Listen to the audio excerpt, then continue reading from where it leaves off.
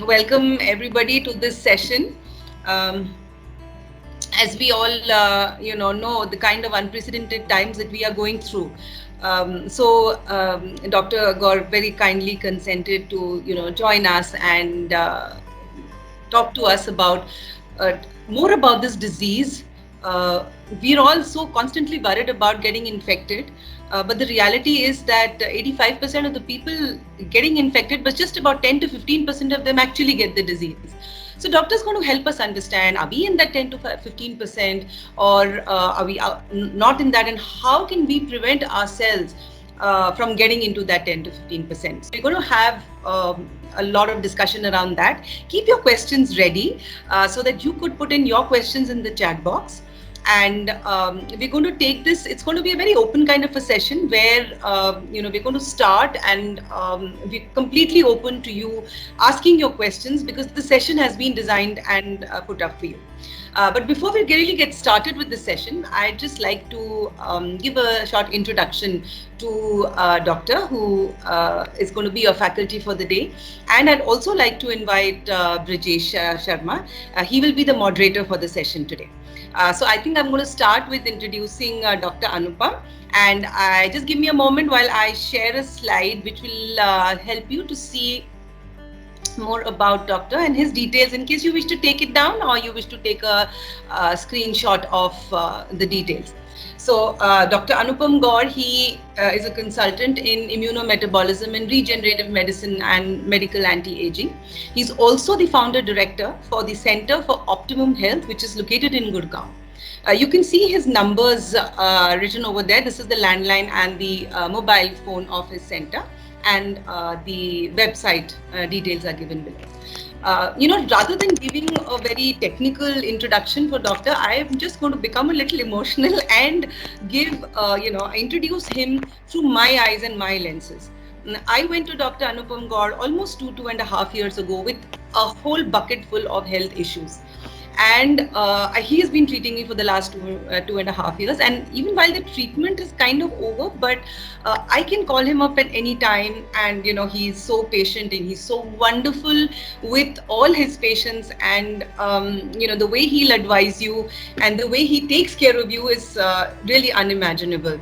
I personally am a huge, huge fan of Dr. Anupam. And what I found really wonderful for the last year and a half, since the pandemic really came in, I've been regularly talking to him for the safety of my family and knowing what things to do. How do I take care of my body and my family's health so that we don't get the disease, and even if we do, it really goes really mildly. And we've been really fortunate that we've been remained fine over the last whole year when this pandemic has been raging. So I would urge each of you to, ask as many questions as you want and apply it to your life. I have applied almost everything that doctor told me and advised me to. And believe me, I can't even imagine what kind of health issues that I used to have and how I am today. I couldn't get down from the bed, couldn't put my foot down on the ground because it used to pain constantly. I used to be in constant pain on my body. And today I can do 108 Surya Namaskars in one go and walk 5 miles together. So that's the kind of change in my life that Dr. Anupam has brought in. And I'm so happy and so excited to welcome you today, Doctor, to this session. And I'm now going to stop sharing. I'm hoping that you've taken his details down. And I'm going to now introduce Brijesh Sharma to you. He's going to be the moderator for the session. Again, I have a personal connect with Brijesh, and we've known each other for quite some time. And a wonderful person, a very spiritual person. He's a life coach and a trainer and works in the learning and development department at Maruti Suzuki India Limited. And I've known him not just as a client, but even as a wonderful human being and a person. So thank you so much for joining us today, Brijesh, to help moderate the session. And I would now request you to please take over. And we are here to provide all kinds of administrative support. And I hand it over to you now, Brijesh. Thank you so much. Thank you so much, and thank you so much, participants, for joining in this session and understanding what Corona is all about now.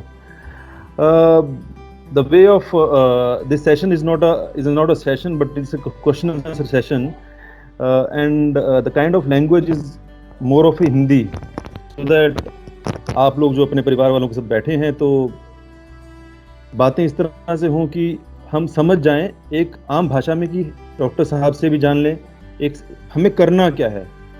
Doctor साहब, इतना भय का माहौल है, पहला प्रश्न है आपके लिए हमारा आज, क्योंकि इंट्रोडक्शन तो खूब हो गया, प्रश्न उत्तरों पे आएंगे सर। तो विद योर परमिशन, तो पहले इतना भय का माहौल है कि वायरस प्रतिदिन चेंज होता जा रहा है। पहले सुनना था कि यूके म्यूटेशन आ गई, अभी कोई बोल रहा है साउथ इंडिया की एक नई म्यूटेशन आ गई, फिर कोई कहता है कि दूसरी वेव है, दूसरी वेव के बाद और तीसरी वेव भी आएगी। इतना कुछ चल रहा है, और कोई ऐसी न्यूज़ भी हमारे परिवार में, हमारे जान पहचान में ऐसी आ रही हैं कि किसी की मृत्यु हो गई, कोई स्ट्रगल कर रहा है अभी अपने जीवन में। तो हमें इस पूरे माहौल में करना क्या चाहिए एज ए इंडिविजुअल और अपने परिवार में, जिससे हम अपने नियर एंड डियर वन वालों को बचा सकें या बच सकें खुद भी। First of all, thank you, Brajesh. Thanks, Nobita ma'am, for the introduction. Such a kind introduction you have given. देखिए, when you talk about, जब हम उसकी बात करते हैं, म्यूटेशंस की बात कर रहे हैं, हमारी अपनी डिजीज़ की बात कर रहे हैं, तो हमें ना बेसिकली दो चीज़ों को समझना होगा। कोई भी डिजीज़, कोई भी इन्फेक्टिव डिजीज़ इन पर्टिकुलर जब हम बात करते हैं, तो वहाँ दो चीज़ें होती हैं। एक माइक्रोब, जो बैक्टीरिया की फॉर्म में हो सकता है, वायरस की फॉर्म में हो सकता है, फंगस की फॉर्म में हो सकता है, या किसी और अननोन फॉर्म में, जिसे आज अभी हम नहीं जानते, राइट। दूसरी चीज होती है होस्ट। वो माइक्रोब एक बॉडी पे अटैक कर रहा है या उसके साथ आकर के मिल रहा है, वो पैरासाइट है ना। तो यहाँ ये जो इंटरेक्शन है, इस इंटरेक्शन से डिजीज बनती है। अब वो इंटरेक्शन एक अच्छा इंटरेक्शन हो सकता है, जैसे हम बहुत सारे माइक्रोब्स पे डिपेंडेंट होते हैं। हमारे इंटेस्टाइन में हर समय बहुत सारे अच्छे बैक्टीरिया रहते हैं। आपने देखा होगा, आप लोग बहुत सारा प्रोबायोटिक्स खाते हैं। बहुत सारे डॉक्टर्स हम आपको जब प्रेस्क्रिप्शन लिखते हैं तो उसमें लिखते हैं अच्छा एंटीबायोटिक खाया, लूज स्टूल हो गई, ये प्रोबायोटिक्स खा लीजिए, ये प्रीबायोटिक्स खा लीजिए। हमें उनकी ज़रूरत होती है, हम उन पे डिपेंडेंट हैं, वो हम पे डिपेंडेंट हैं। वो एक अच्छी पॉजिटिव रिएक्शन हो गई। इन्फेक्टिव डिजीज़ की जब हम बात करते हैं तो ये एक नेगेटिव रिएक्शन हो गई, यानी वो वायरस अपना जिंदा रहने के लिए हमें यूज कर रहा है, हमें उससे बीमारी मिल रही है इंस्टेड ऑफ बेनिफिट। तो ये दोनों को बेनिफिट नहीं हो रहा है, सिम्बायोटिक नहीं बोलेंगे इसको, है ना। It's a kind of parasitic. अब इशू क्या आता है, जैसे हम इस पर्टिकुलर वायरस पे, अभी हम कोविड को कॉन्सेंट्रेट करके इस पे यहीं इसके अराउंड बात करते हैं, तो म्यूटेशन जैसे आपने कहा, ये म्यूटेशन अपने आप पे ना इसको थोड़ा सा सरल बना लेते हैं so that we can understand this. ये म्यूटेशन कॉन्सेप्ट क्या है, यहाँ दो शब्द आप बार बार सुन रहे होंगे। एक आता है VOC, बार बार न्यूज़पेपर्स में आता है VOC, variance of concern, variance of concern. एक आता है म्यूटेशन। अगर हम अपनी लाइफ स्टाइल को देखें तो हम सभी लोग ना, एक जेनेटिक मटेरियल होता है हमारे सेल्स के अंदर जो डिफाइन करता है कि ये इस तरीके का आई कलर होगा, ऐसे इस तरीके से हमारी आगे चल के हम बनेंगे। तो वो जो जेनेटिक मटेरियल है, राइट, वो डीएनए की फॉर्म में हो सकता है। वायरस हमारे अंदर डीएनए की फॉर्म में होता है, वायरसेस में डीएनए और आरएनए दोनों की फॉर्म में होता है। जब उसके अंदर कोई चेंज आता है या छोटा मोटा वेरिएंस आता है ना, जैसे सपोज हम अपने पेरेंट्स से थोड़े से डिफरेंट हैं, उनसे वेरी करते हैं, राइट। हमारे बच्चे हमसे थोड़ा वेरी करेंगे और ये कॉन्टिन्यूसली वेरिएशंस होते रहते हैं। हम अपने एडेप्टेशन के हिसाब से, हम किसी जगह पे रह रहे हैं, उसकी वहाँ की फैसिलिटीज़ के हिसाब से, वहाँ हमारी सुविधाएं क्या हैं, उसके हिसाब से हम अडेप्ट करते चले जाते हैं। और वो वेरिएशंस जो सेलेक्टेड वेरिएंस मतलब वेरिएशंस हैं जिनसे बेनिफिशियल जो हैं वो एक्सप्रेस होते चले जाते हैं, राइट। सेम इज वायरस की लाइफ साइकिल बहुत छोटी है, तो इसलिए उसके वो वेरिएशंस हमें बहुत जल्दी दिखाई दे रहे हैं। अब अगर हमसे कोई बड़ी लाइफ साइकिल वाला होगा, यानी कोई 500 इयर्स वाला होगा, तो वो हमारी 4-5 जनरेशन, 6-7 जनरेशन देख पाएगा, उसको हमारे वेरिएशंस अच्छे से दिखाई देंगे। तो इसमें क्या है, वेरिएशंस ऑफ कंसर्न जो है, वेरिएशंस अच्छे भी हो सकते हैं, वेरिएशंस खराब भी हो सकते हैं। वायरस को खुद जिंदा रहना है तो अपने वेरिएशंस कर रहा है। जैसे डार्विन की एक थ्योरी थी, अगर आपको याद हो तो, सर्वाइवल ऑफ फिटेस्ट, तो वो उसको भी सर्वाइव करना है, तो वो उनके यहाँ भी वही जो वेरिएशंस हैं वो सेलेक्ट होते चले जा रहे हैं। हम VOCs बोलते हैं जो वेरिएशंस हमारे लिए कंसर्न है। समझ रहे हैं। वेरिएशंस बहुत सारे हैं, वायरसेस आते हैं, हमें परेशान करते हैं, ऐसे ही साइकिल से बाहर चले जाते हैं, बदलते बदलते म्यूटेट करते करते करते, राइट। लेकिन जो वेरिएंट्स हमें परेशान करते हैं उन्हें हम बोलते हैं वेरिएंट्स ऑफ कंसर्न। म्यूटेशन वो, इसे हम सरल शब्दावली में बोलेंगे, एक एड्रेस है, जो जेनेटिक कोड है ना हमारा, उस पे कहां पर वो चेंज आया है, उसको हम म्यूटेशन बोलेंगे। जैसे थोड़ा सा काउंटर क्वेश्चन है इसमें कि जो पहले वायरस था जो चाइना से कहा जाता है कि चाइना से निकला, ये भी अभी पता नहीं चाइना से निकला नहीं निकला, वुहान वायरस, हाँ, वुहान वायरस की तरह से कहा जाता है, वो फैला, उसने अपना बदलाव किया और अब और फैल रहा है, फिर वो दिन प्रतिदिन बदलाव कर रहा है क्योंकि उसको सरवाइव करना है। अगर मैं एक नॉर्मल एक इंसान की, मतलब नॉर्मल जो डॉक्टर लाइन से नहीं है उसकी बात समझें, तो जब ये निरंतर बदलाव कर रहा है, और तो क्या इसी तरह से सेकंड वेव और थर्ड वेव पैदा होती है क्या? कि पहले बदलाव की पहली वेव थी, दूसरे बदलाव की दूसरी, तीसरे बदलाव की तीसरी। वेव एक अलग क्वेश्चन आ गया सर, हम थोड़ा सा ना पहले म्यूटेशन को समझ लेते हैं, फिर हम वेव पे जाएंगे। वेव वो सर्कमस्टेंसेस हैं जब एक साथ एक जगह पर बहुत सारा इन्फेक्शन लोड आ गया, बहुत सारे बीमार लोग एक जगह पर आ गए, है ना, इसलिए हम उसको वेव कह रहे हैं। ऐसा नहीं है वायरस खत्म नहीं हो गया, होस्ट खत्म नहीं हो गए, एक पर्टिकुलरिटी में। अभी कुछ महीनों पहले आप उसे इंग्लैंड में देख रहे थे, अभी वो वेव यहाँ है। इंडिया में भी बीइंग अ बिग कंट्री, आप देखते हो कभी महाराष्ट्र में है, कभी आंध्र प्रदेश में है, कभी यहाँ है। जो हमारा जो पीक है वो अलग अलग जगह पे अलग अलग टाइम पे आ रहा है। तो wave is a different thing, mutation अलग है। ये म्यूटेशन अच्छे भी हो सकते हैं, खराब भी हो सकते हैं, वायरस के हिसाब से। हमारे हिसाब से भी अच्छे, हमारा जस्ट उल्टा हो गया, उसके जो उसके लिए खराब है वो हमारे लिए अच्छा है। हमारे लिए जो जो जो उसके लिए खराब है वो तो अपने आप ही खत्म हो जाएंगे ना, वो हमारे लिए कंसर्न का मैटर नहीं रह जाता। ओके। उनमें उस वायरस पॉपुलेशन में भी तो सिलेक्शन हो रहा है ना, सर्वाइवल ऑफ फिटेस्ट। अब थोड़ा समझ पाए हैं। वो हमारे लिए उसका मैटर नहीं रह जाता, वो उसके भी अंदर बहुत सारे वेरिएशंस आ रहे हैं। मैं और आप साथ बैठे हुए बात कर रहे हैं, जब हम यहाँ से उठते हैं, आपसे बहुत सारा ज्ञान मैंने लिया, आपसे बहुत सारी चीजें मैंने समझी, आपने मुझसे कुछ लिया, हम में एक वेरिएंस आ चुका है। सेम वो वायरस आपके अंदर आता है, आपके अंदर मल्टीप्लाई करता है, बहुत सारे वेरिएशंस आते हैं। कुछ वेरिएशंस होते हैं जिससे उसको बेनिफिट मिल रहा है, उसकी इन्फेक्टिविटी बढ़ रही है, उसका विरुलेंस बढ़ रहा है। इन्फेक्टिविटी माने फैलने की क्षमता बढ़ रही है, विरुलेंस नुकसान करने की क्षमता हो गई। इस टाइप के बहुत सारे वायरस होंगे, पर हमें वो सभी नुकसान नहीं कर रहे हैं। ओके। दूसरी चीज आती है, अभी यहाँ पे अभी जो हमारा जो मेन फोकस अगर आप देखें ना, तो वो बना हुआ है वायरस को लेकर के।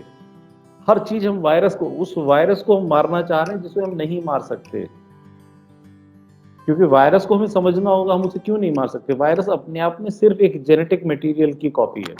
वो आरएनए हो सकती है, वो डीएनए हो सकती है, वो सेल्यूलर मशीनरी आपकी यूज करता है। यानी जब तक वो आपकी बॉडी के अंदर नहीं है, वो लिविंग और नॉन लिविंग के बीच की चीज है, वो लिविंग ही नहीं है। आप किस चीज को मार सकते हैं? जो लिविंग है। समझ रहे हैं।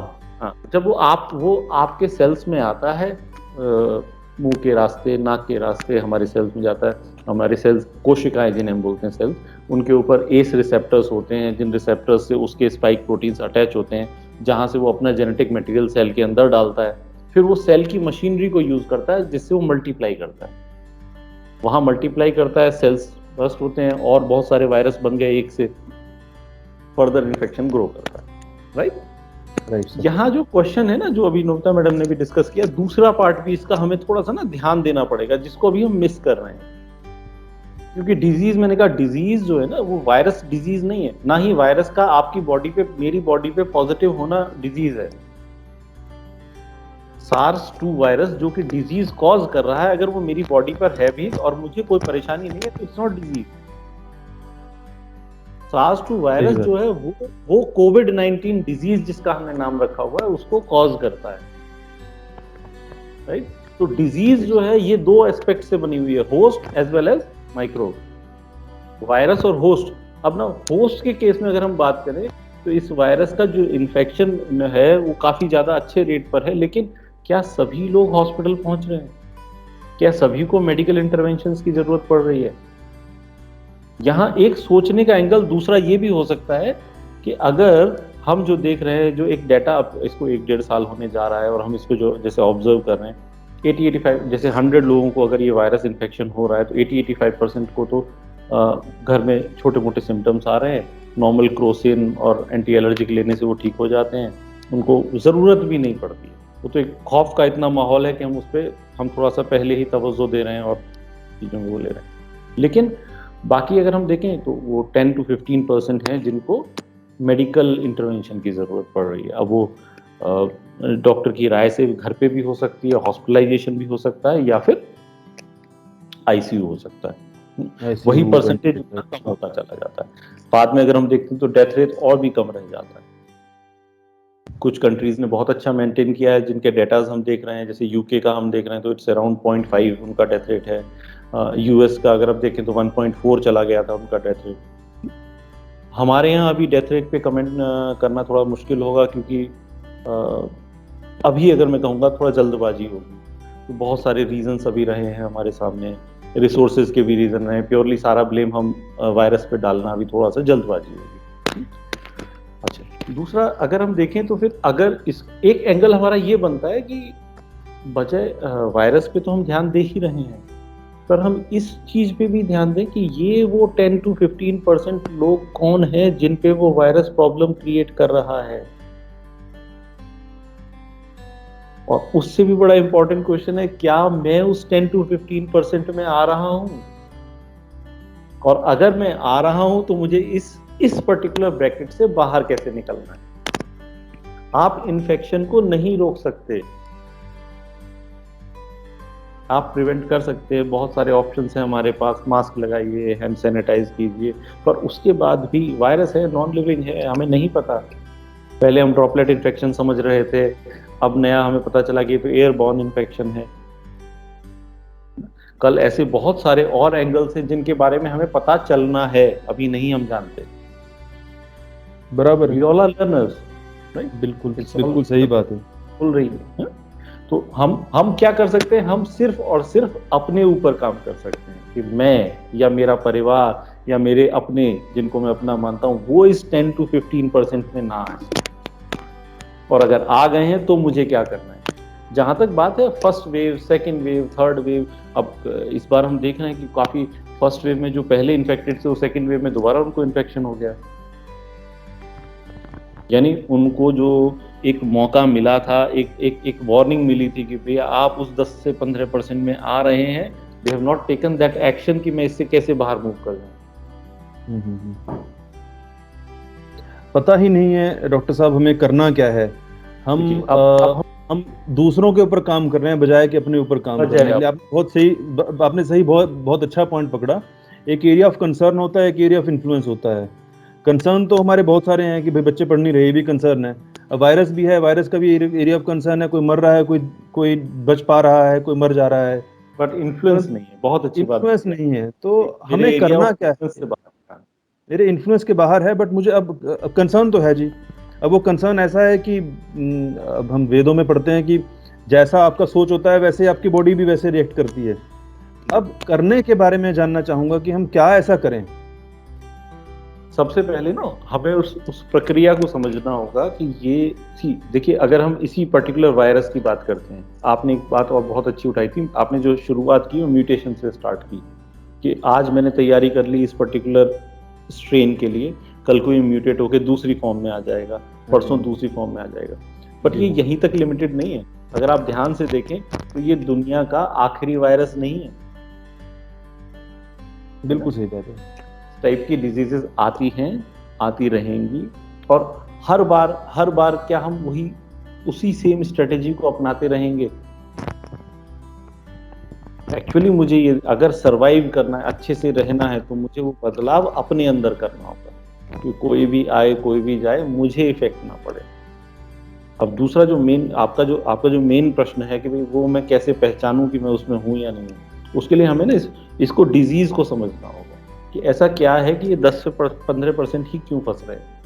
सी, इस डिजीज की अगर हम फॉलो करें चाइना वाले टाइम से फिर हमने देखा इटली के में क्या चीज़ें हुई, स्पेन में क्या हुआ, यूएस में क्या हुआ, वहाँ से डाटा आया, यूके का भी आपने सेकेंड वेव का देखा, उसके बाद महाराष्ट्र में, और फिर अब हम खुद इसके अंदर हैं। अगर इस पूरे को अगर आप ध्यान से देखें तो हो क्या रहा है, इस डिजीज को हमने बहुत अलग अलग एंगल से देखा। पहले हमें सिर्फ ये पता चला कि this is only ARDS, lungs की प्रॉब्लम है, वेंटिलेटर पे जाना पड़ेगा, पेशेंट को वेंटिलेटर पे रखेंगे, ही विल कम आउट।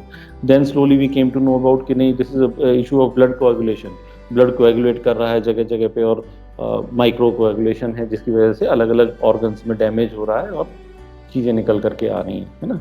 अगर आप इस पूरे इसको देखें, चाहे वो ARDS हो, चाहे वो ब्लड कोएगुलेशन हो, या जो भी जिस भी काइंड का, इनको हम बोलते हैं इन्फ्लामेटरी रेस्पॉन्स बॉडी, मतलब मेडिकल टर्म्स में। तो इस टाइप के जो इन्फ्लामेटरी रेस्पॉन्स होते हैं, अब यहाँ समझने वाली बात क्या, देखिए मोस्ट ऑफ द पॉपुलेशन जो है वो ऑलरेडी इन्फ्लेम्ड नहीं है, पर कुछ लोग, जो आपने एक टर्म बार बार सुनी होगी, कह रहे हैं ना, जो कोमॉर्बिड लोग हैं उन पर ये ज्यादा परेशान कर, कोमॉर्बिड उनको किसी तरीके की डिजीज है, नोन या अननोन।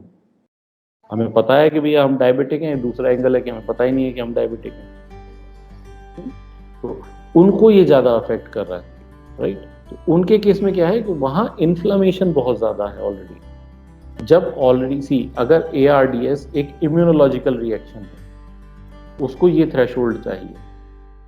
वायरस ने मुझे अटैक किया, उसने इस थ्रेशोल्ड पे वायरस का अटैक चला, मेरी बॉडी ने उसको काउंटर किया, धीरे धीरे स्लो डाउन हुआ और ये चला गया।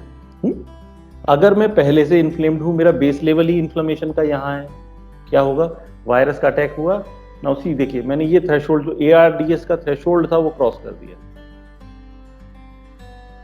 ये पेशेंट तीसरे चौथे दिन लंग्स की, आपने देखा हो SpO2 डाउन होने लगा, बॉडी में रिएक्शन आने लगा, जिसे हम कहते हैं साइटोकाइन स्टॉर्म, यानी बॉडी का जो इम्यून सिस्टम है उसने ओवर रिएक्ट कर दिया। जब हम कंफ्यूज हो जाते हैं ना, जब हमें पता नहीं होता कि भाई क्या, अब हमें किस तरह से रिएक्ट करना चाहिए, तो हम ओवर रिएक्ट कर जाते हैं। तो उसको अगर साइंटिफिक भाषा में बोलेंगे, साइटोकाइन स्टॉर्म, यानी स्टॉर्म आ गया साइटोकाइंस का, साइटोकाइन सारे रिलीज हो गए।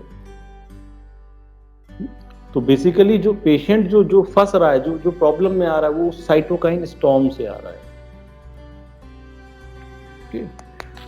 अब यानी अब देखिए यहाँ पे समझने वाली बात कैसे हुई, जिसकी हम तलाश में है कि वो 10 से 12% जो लोग हैं, 15% लोग कौन है, जो ऑलरेडी इन्फ्लेम्ड हैं। तो हमें आइडेंटिफाई उन्हें करना है कि वो लोग कौन है जो ऑलरेडी इस प्रॉब्लम में, जो ऑलरेडी इन्फ्लेम्ड हैं, जिनके साथ ऑलरेडी वो इश्यूज चल रहे हैं।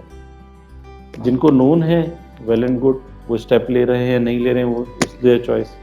कुछ अननोन एरियाज हो जाते हैं।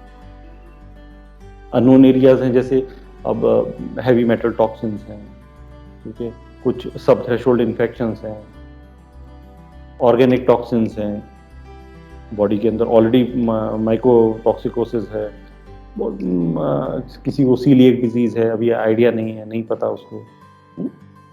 हिडन इन्फेक्शंस हैं बहुत सारे, आपने सुने होंगे, जैसे हेपेटाइटिस बी है, पहले से पड़ा हुआ है, बट जरूरी नहीं है कि उसकी डिजीज आपको दिखाई दे रही है। सुनते ना, देखते हैं आप केसेस, हेपेटाइटिस बी पॉजिटिव है, EMV पॉजिटिव है, CMV पॉजिटिव है, पेपिलोमा वायरस पॉजिटिव है। जरूरी नहीं है कि पेपिलोमा वायरस पॉजिटिव है तो सर्वाइकल कैंसर हो ही जाएगा, बट वायरस पॉजिटिव है। हम देखते हैं चिकन पॉक्स हुआ किसी को, लेकिन शिगेल्स, जो आप हर्पीस जोस्टर देखते हैं ना, चिकन पॉक्स के बाद डॉक्टर आपसे पूछता है, अच्छा पहले कभी चिकन पॉक्स हुआ था क्या, 10 साल पहले, 15 साल पहले, वो एक पर्टिकुलर टाइम पर आकर के वो रिफ्लेक्ट बाहर निकल के आता है। ऐसे हिडन इश्यूज हमारे साथ बहुत सारे होते हैं। डॉक्टर साहब, हमारे ना अभी ऐसा कल्चर है नहीं, मतलब हिंदुस्तान में किसी का भी, कि हम हमेशा अपने बीमारी को देखते रहे हैं, बीमारी निकल जाती है तो पता लगता है कि बीमारी निकल आई। कोई इस तरह से हमें कुछ को टेस्ट मिल जाएं या कुछ ऐसे तरीके मिल जाएं जिससे हम 10-15% लोगों को आइडेंटिफाई कर पाएं? सर देखिए, ये मेरे घर में जैसे या इंडिया की बात नहीं है, पॉपुलेशन सब जगह यही सेम है और यही स्थिति रहती है। और कहीं पर भी हम प्रिवेंटिव साइड ऑफ मेडिसिन का यूज बहुत कम है।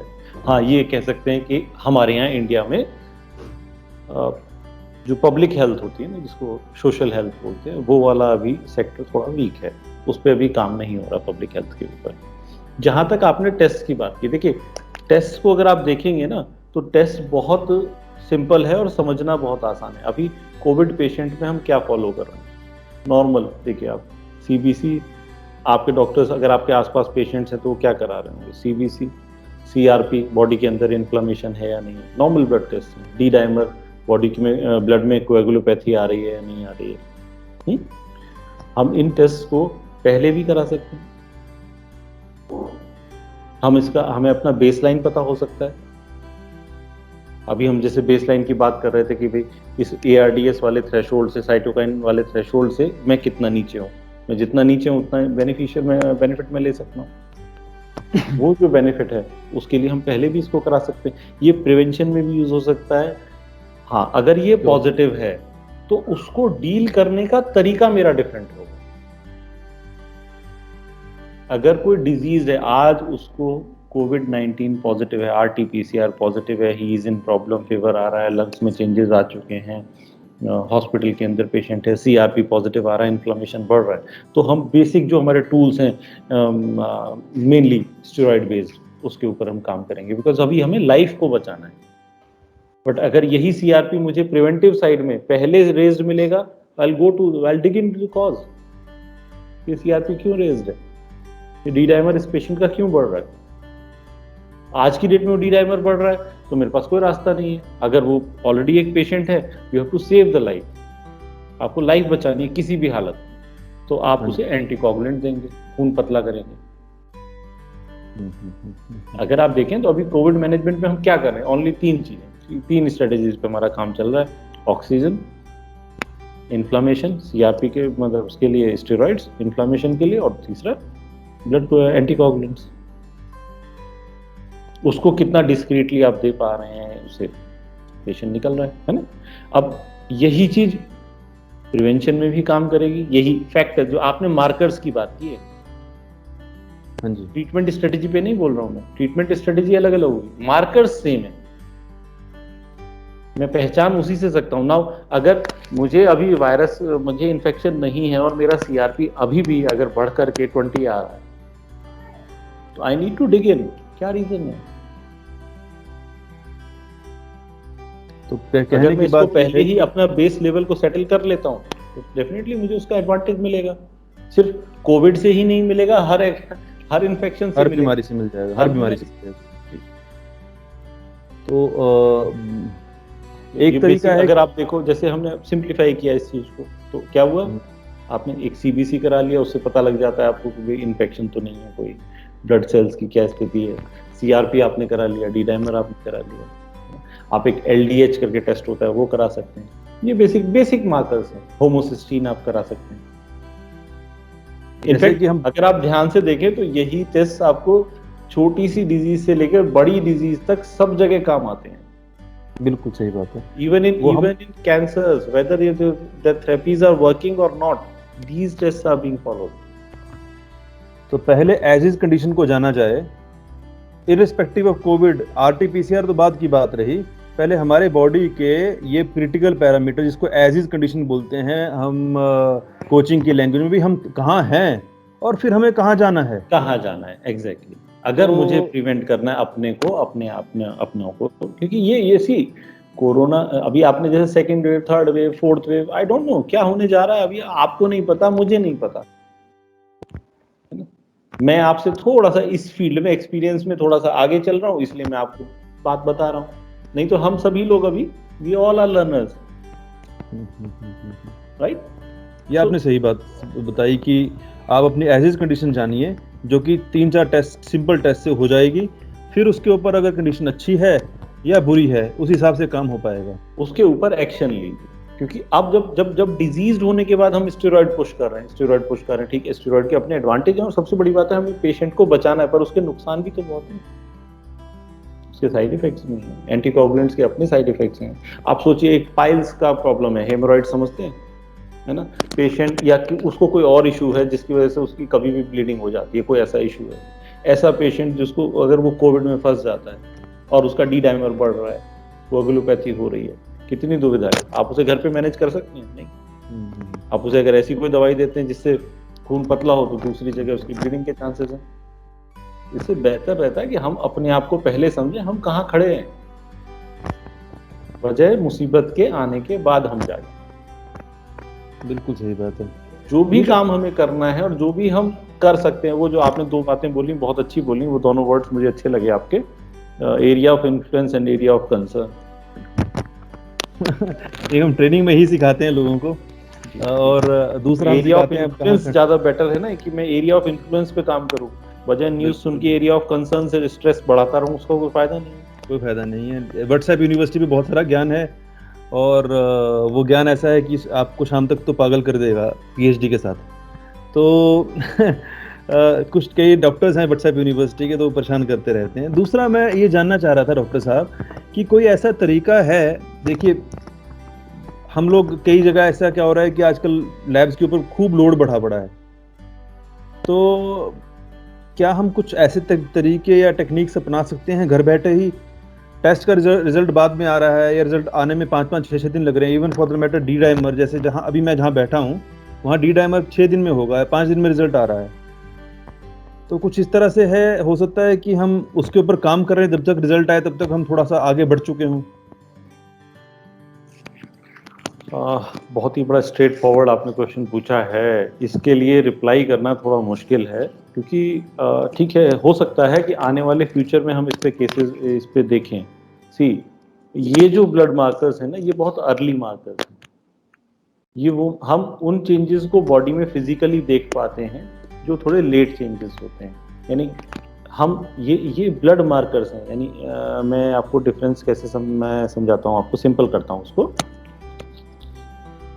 एक चेंज आ रहा है हमारे अंदर, जैसे नॉर्मली डायबिटीज आप समझते हैं, हाँ जी, तो या जैसे डायबिटीज, शुगर लेवल बढ़ रहा है, वो चेंज उससे पहले भी बहुत कुछ है, लेकिन चलिए अभी उसको सरल उसमें समझ लेते हैं कि वो चेंज, शुगर का बढ़ना बहुत पहले आ जाता है, बाद में ऑर्गन डैमेज होता है। बिल्कुल सही बात, बिल्कुल सही बात। जब हम उस डैमेज के बाद हम उसका ट्रीटमेंट शुरू करते हैं, तब तक हम काफी लेट हो चुके होते हैं। एग्जैक्टली वही प्रश्न है। डेफिनेटली देखिए, ब्लड मार्कर्स का जो अर्ली मार्कर्स हैं, उनका रिप्लेसमेंट एज सच क्लिनिकली बोलेंगे, हम इनको क्लिनिकल साइंस बोलेंगे। जो आप पूछना चाह रहे थे कि ऐसे कोई साइन है या नहीं है कि मैं पेशेंट में देख करके बता दूं कि भैया इसमें कोएगुलोपैथी हो रही है कि नहीं हो रही है, राइट, तो वो थोड़ा सा टफ होता है। हालांकि उसके अगर डी डाइमर नहीं हो पा रहा तो दूसरे अदर टेस्ट हैं, जैसे ब्लीडिंग टाइम, क्लॉटिंग टाइम है, प्रोथ्रोम्बिन टाइम है, INR है, जिनकी सुविधा वहाँ होगी जहाँ पे भी आप अभी हैं, वहाँ ये सुविधाएं होंगी। पर हमें क्लिनिकल ट्रायल्स करने रहेंगे, तभी हमें वास्तविक स्थिति का पता लगेगा और तभी हम उसके ऊपर एक्शन ले पाएंगे। ये सॉरी मैं अभी कह रहा हूँ, ये व्हाट्सएप यूनिवर्सिटी का ही ज्ञान था कि अभी डी डाइमर करवाने के लिए डॉक्टर्स रश कर रहे हैं, CRP और ये करवाने के लिए रश कर रहे हैं, बट नाउ आई अंडरस्टैंड कि ये क्यों जरूरी है पहले ही। देखिए, आपको कोएगुलेशन मींस खून का कत्था जमना। हाँ जी। जहाँ पर जिस नली में या ब्लड वेसल में या धमनी में जिसे बोलेंगे, अगर वहाँ वो क्लॉट जम जाता है और उसके बाद की आगे की सप्लाई बंद हो जाती है, उस ऑर्गन की सप्लाई बंद हो जाएगी, तो डैमेज तो ऑलरेडी हो जाएगा ना। आपको चीज को पहले पहचानना है, उस कोएगुलेशन से पहले पहचानना। तो यही आपने मेरे दूसरे प्रश्न का उत्तर दे दिया। ब्लड मार्कर जो अर्ली चेंजेस हैं, बिल्कुल, यानी हमारा पेशेंट उस दिशा में जाने लगा, अभी हमें स्टेप लेना है। अगर हमने अभी स्टेप नहीं लिया तो ये फिर तो कल को तो चला जाएगा। उसके बाद आप बाकी ऑर्गन्स को बचा पाएंगे, पर वहां जहां डैमेज हो गया है उसको तो रिकवर नहीं कर पाएंगे ना। बिल्कुल सही बात है। तो मेरा प्रश्न था, कोई ऐसा तरीका है जिसमें हमें प्रिवेंशन रखनी है? कोई ऐसा तरीका, is there any way how something can be done for prevention of this, that कि हमें प्रिवेंट ना हो? जैसे मास्क तो पहन लिया, अब आप कह रहे हैं कि भाई वायरस को भी सरवाइव करना है, हमने मास्क पहन लिया, हमने हाथ ग्लव्स पहन लिए, हम पूरा पीपीई किटों के साथ चले, परंतु फिर भी वायरस हो गया, और सबसे पहले उसी को हुआ जिसने सबसे ज़्यादा प्रिकॉशंस ली थी। अब पूरा दिन मास्क पहनने के नतीजे क्या होते हैं कि सिर दर्द रहता है, मे बी हम डायबिटिक भी जल्दी हो जाएंगे उससे, मुझे तो ऐसा लगता है। और हमारा जो थ्रेशोल्ड है जो पहले ही कम है और नीचे हो जाएगा वो। पर मतलब एक्शन क्या करें जिससे कि हम प्रिवेंशन की तरफ ज़्यादा जाएं? सर देखिए, अभी हम खड़े हैं एक्यूट फेज में, जहाँ डिजीज चारों ओर फैली हुई है। पिछले 1-1.5 साल से हमारा एक्यूट फेज चल रहा है। एक्यूट फेज में तो बचाव ही सबसे बड़ा तरीका होता है, जो उसकी वही कॉमन मोडालिटीज़ हैं कि आप मास्क लगाइए, सैनिटाइज कीजिए, है ना। बाकी होना ना होना, जैसे अभी हम थोड़ी देर पहले इस पॉइंट को डिस्कस कर रहे थे कि अर्लियर हमारे पास ये डेटा ये था कि ये ड्रॉपलेट इन्फेक्शन है, बट अगर एयरबॉर्न है तो हम मास्क से ठीक है बहुत हद तक हम बचा पाएंगे, पर कितना बचा पाएंगे वो अगेन एक क्वेश्चन मार्क है। तो इन्फेक्शन तो आप मान के चलें, अगर जैसे वेव्स आ रही हैं और जैसे अगर आर रेट हमारा बढ़ रहा है, आर रेट होता है एक्चुअली कुछ चीज़ें ना पब्लिक हेल्थ लेवल पे कंट्रोल करनी पड़ती हैं। पब्लिक हेल्थ का मैंने जो बात पहले भी कही थी, जैसे ना इसकी जो वायरस एक आदमी से एक आदमी को इन्फेक्ट कर रहा है, इसको आप आर रेट कहते हैं, राइट। जब ये इस तरह से ना एक्सपोनेंशियली ग्रो कर जाता है, जो वेव जिसका आपने नाम लिया था ना, सेकंड वेव या थर्ड वेव, हमें उस वेव को रोकना होता है, क्योंकि आपके पास एक लिमिटेड इंफ्रास्ट्रक्चर है और वो हमेशा ना फाइनाइट ही रहेगा। आप आज 2 बेड की जगह 100 बेड्स डाल दीजिए, पर वो भी फाइनाइट है, वो एक नंबर है 100। हाँ जी, है ना। तो आपको उसे मैनेज करना होगा। तो वहाँ एक थोड़ा सा हमें पब्लिक हेल्थ पे as a community, as a society, हमें अपनी पब्लिक हेल्थ पे बहुत ध्यान देना होगा। ये जो सेकंड वेव जिसकी अगर हम बात कर रहे हैं, इट्स अ सोशल फेलियर। हमें एज ए सोसाइटी इस पे सोचना होगा। यानी हम जो हमारा जैसे आर रेट में भी आपको बता रहा था कि फिर मुझे उसके स्टैटिस्टिक डिटेल में जाना होगा, उसको थोड़ा ऊपर से समझ लीजिए। तो उस आर रेट को हम 1 ही रखना चाहते हैं। अगर 1 से वो ऊपर चला जाता है तो हमारे लिए प्रॉब्लम हो जाती है। हमें थोड़ा जागरूक होना पड़ेगा कि भाई हमारे 70-80% बेड बढ़ गए हैं, तो हमें किसी भी मोड में जाना है, व्हाट्सएवर इट इज। मैं नहीं जानता उस चीज़ के लिए, आई एम नॉट एडमिनिस्ट्रेटर, ना मैं उसके लिए सही सलाहकार हूँ। बट जैसे लॉकडाउन हो गया, लॉकडाउन से क्या हुआ, आप उसको फ्लैटनिंग ऑफ कर्व जिसे कहते हैं। केसेस तो वही हैं, इन्फेक्शन तब भी हो रहा है, बट आपके हॉस्पिटल्स, आपके जो इंफ्रास्ट्रक्चर है वो एक बार में कोलैप्स नहीं हो रहा, आप उसको डील कर पा रहे हैं। बिल्कुल सही बात है। अब कुछ समझ पाए हैं, जैसे कि पहला तो कि हमें कुछ अपने क्रिटिकल पैरामीटर्स को ऑब्जर्व करना है, और उससे हमें पता लगेगा कि हमारे चीज़ में, हमारे हाथ में क्या है, हम कहाँ खड़े हैं। और दूसरा फ्लैटनिंग और कर्व करना है, जैसे कि हमारी सोशल रिस्पॉन्सिबिलिटी बनती है, अगर इफेक्ट हो गए हैं तो घर पे रहिए भैया जब तक ठीक नहीं होते, और पूरे घर परिवार को बचाएं। और तीसरा प्रश्न ये आता है कि मतलब जो मैं अभी एक्शनेबल में समझ में आया है, अभी तीसरा मैं चीज़ जानना चाह रहा था कि अगर किसी को फर्ज कीजिए हो गया, अब हो गया तो उसकी थ्रेशोल्ड आपने बनाई कि 3-4 टेस्ट करवा के पता लगेगा कि उसकी बॉडी का क्या डिफेंस मैकेनिज्म रहेगा। नहीं, ये हमने बात की थी कि हम पहचानेंगे कैसे। आपका प्रश्न था कि पहचानेंगे कैसे, पहचानेंगे कैसे, है ना। हाँ जी। होने से बचना अलग चीज है। हम उस समय जो देखिए, ये 2 चीजें हैं, आप कोविड के लिए प्रिवेंशन कर रहे हैं या किसी भी डिजीज के लिए प्रिवेंशन कर रहे हैं, है ना। मैं कितना इन्फ्लेम्ड हूँ, या मेरे अंदर बॉडी के अंदर मेटाबॉलिज्म कैसा चल रहा है, अच्छा चल रहा है, खराब चल रहा है, वो मैं टेस्ट के थ्रू जान सकता हूँ। बचने का तरीका जो है, जो प्रिवेंटिव मोड होगा, पर्टिकुलरली वायरल अटैक से, वो मुझे ये समझना होगा ये वायरल अटैक्स होते कहाँ पर हैं, किन सिचुएशंस में। जैसे इसको डेटा से लेते हैं सब लोग। फिलीपींस की स्टडी देखिए आप, 96% जो मोर्टेलिटी माने डेथ, मोर्टेलिटी हुई, आईसीयू मोर्टेलिटी, उसमें 96% लोगों में विटामिन डी डेफिशिएंसी थी। तो क्या मुझे इससे सिंपल इन्फेरेंस क्या आया? ये एक अच्छा पैरामीटर निकला है। तो क्या मुझे इससे इन्फेरेंस आया कि भाई मेरा विटामिन डी लेवल ऑप्टिमम है, तो मुझे चांसेस कम है कि आई लैंड अप इन आईसीयू। या इसी स्टडी का आप देखो, आप हमें दूसरी स्टडी मिलती है यूएस में आपने देखा होगा, तो ब्लैक्स की कंपैरेटिवली डेथ ज्यादा है, मोर्टेलिटी ज्यादा है comparative to white. The reason, क्योंकि वो सन से विटामिन डी बनाने की जो कैपेसिटी है। ओके, दोबारा विटामिन डी पे जा रहे हैं। दोबारा विटामिन डी पे जा रहे हैं, दोबारा हम विटामिन डी पे आ रहे हैं। ओके। इसी तरह से और बहुत सारे स्टडीज हैं, जैसे जिन लोगों में आप देखिए जिंक डेफिशिएंसीज हैं, सेलेनियम डेफिशिएंसीज हैं, स्ट्रेस लेवल हाई है। जैसे मैंने बहुत एक छोटा सा भी आपको एग्जांपल दिया था, हेपेटाइटिस बी वायरस बहुत लोगों में पॉजिटिव है, पर सबको लिवर डिजीज नहीं हो गई, बॉडी के अंदर है। आप टेस्ट करते हैं तो हेपेटाइटिस बी पॉजिटिव है, सबको डिजीज नहीं हो गई है। वो डिजीज भी तब होगी जब ये फैक्टर्स काम करेंगे। विटामिन डी कम हो गया, जिंक डेफिशिएंसी है जी, सेलेनियम डेफिशिएंसी है जी, पोस्ट ट्यूबरकुलर पेशेंट है, एक्स्ट्राऑर्डिनरी स्ट्रेस में चला गया। कुछ अभी समझ में आ रहा है कि अब आपने मुझे तीसरा एक्शन पॉइंट दे दिया। प्रिवेंटिव साइड में काम करना है तो मुझे ये बेसिक डेफिशिएंसी जिनका डाटा मेरे पास है, इनको तो मैं पूरा कर सकता हूँ। बिल्कुल कर सकते हैं, बिल्कुल कर इसलिए सकते तो हैं। मुझे इंतजार नहीं करना है कि मैं बीमार होऊंगा तभी इस पे काम करूंगा। और विटामिन डी, जिंक और ये तो आमतौर पे मिलते हैं और हम लोग खाते भी हैं। बीच बीच में आपने भी कई बार हमें प्रिस्क्राइब किया है कि लाइफ स्टाइल का पार्ट है। Sunlight is a part of our lifestyle. हाँ जी। तो पहला पॉइंट जो अभी मैं दोबारा रिपीट करूंगा क्योंकि सब लोग जान लें, ये इस के माध्यम से पहला हमारा पॉइंट निकला कि हमें अपने क्रिटिकल पैरामीटर जो कि ब्लड के रहते हैं वो हमें पता रहना चाहिए।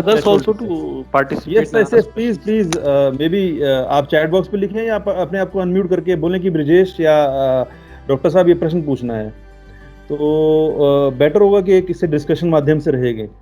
तो पहला मुद्दा ये निकला कि हमें अपने क्रिटिकल पैरामीटर्स को आइडेंटिफाई करना है कि हम खड़े कहाँ हैं। दूसरा ये निकला कि जैसे कि आपने भी पॉइंट बताया कि अपनी विटामिन डी, जिंक और सिलेनियम लेवल्स को हम अपना बराबर रख लें, जो कि हम कर सकते हैं, इजीली कर सकते हैं। और तीसरा prevention, flatten the curve. Flatten the curve आपके हाथ में नहीं है ना, तो एडमिनिस्ट्रेशन के हाथ में। अपना रोल अदा करें उसमें। अपना रोल हम अदा कर सकते हैं। वो एडमिनिस्ट्रेशन के हाथ में, पब्लिक हेल्थ के हाथ में, वो आपके हाथ में। आप यही 4 जगह पे मेनली काम कर सकते हैं। बिल्कुल। नोबिता जी का प्रश्न आ रहा है। Nobita ji please. Yes.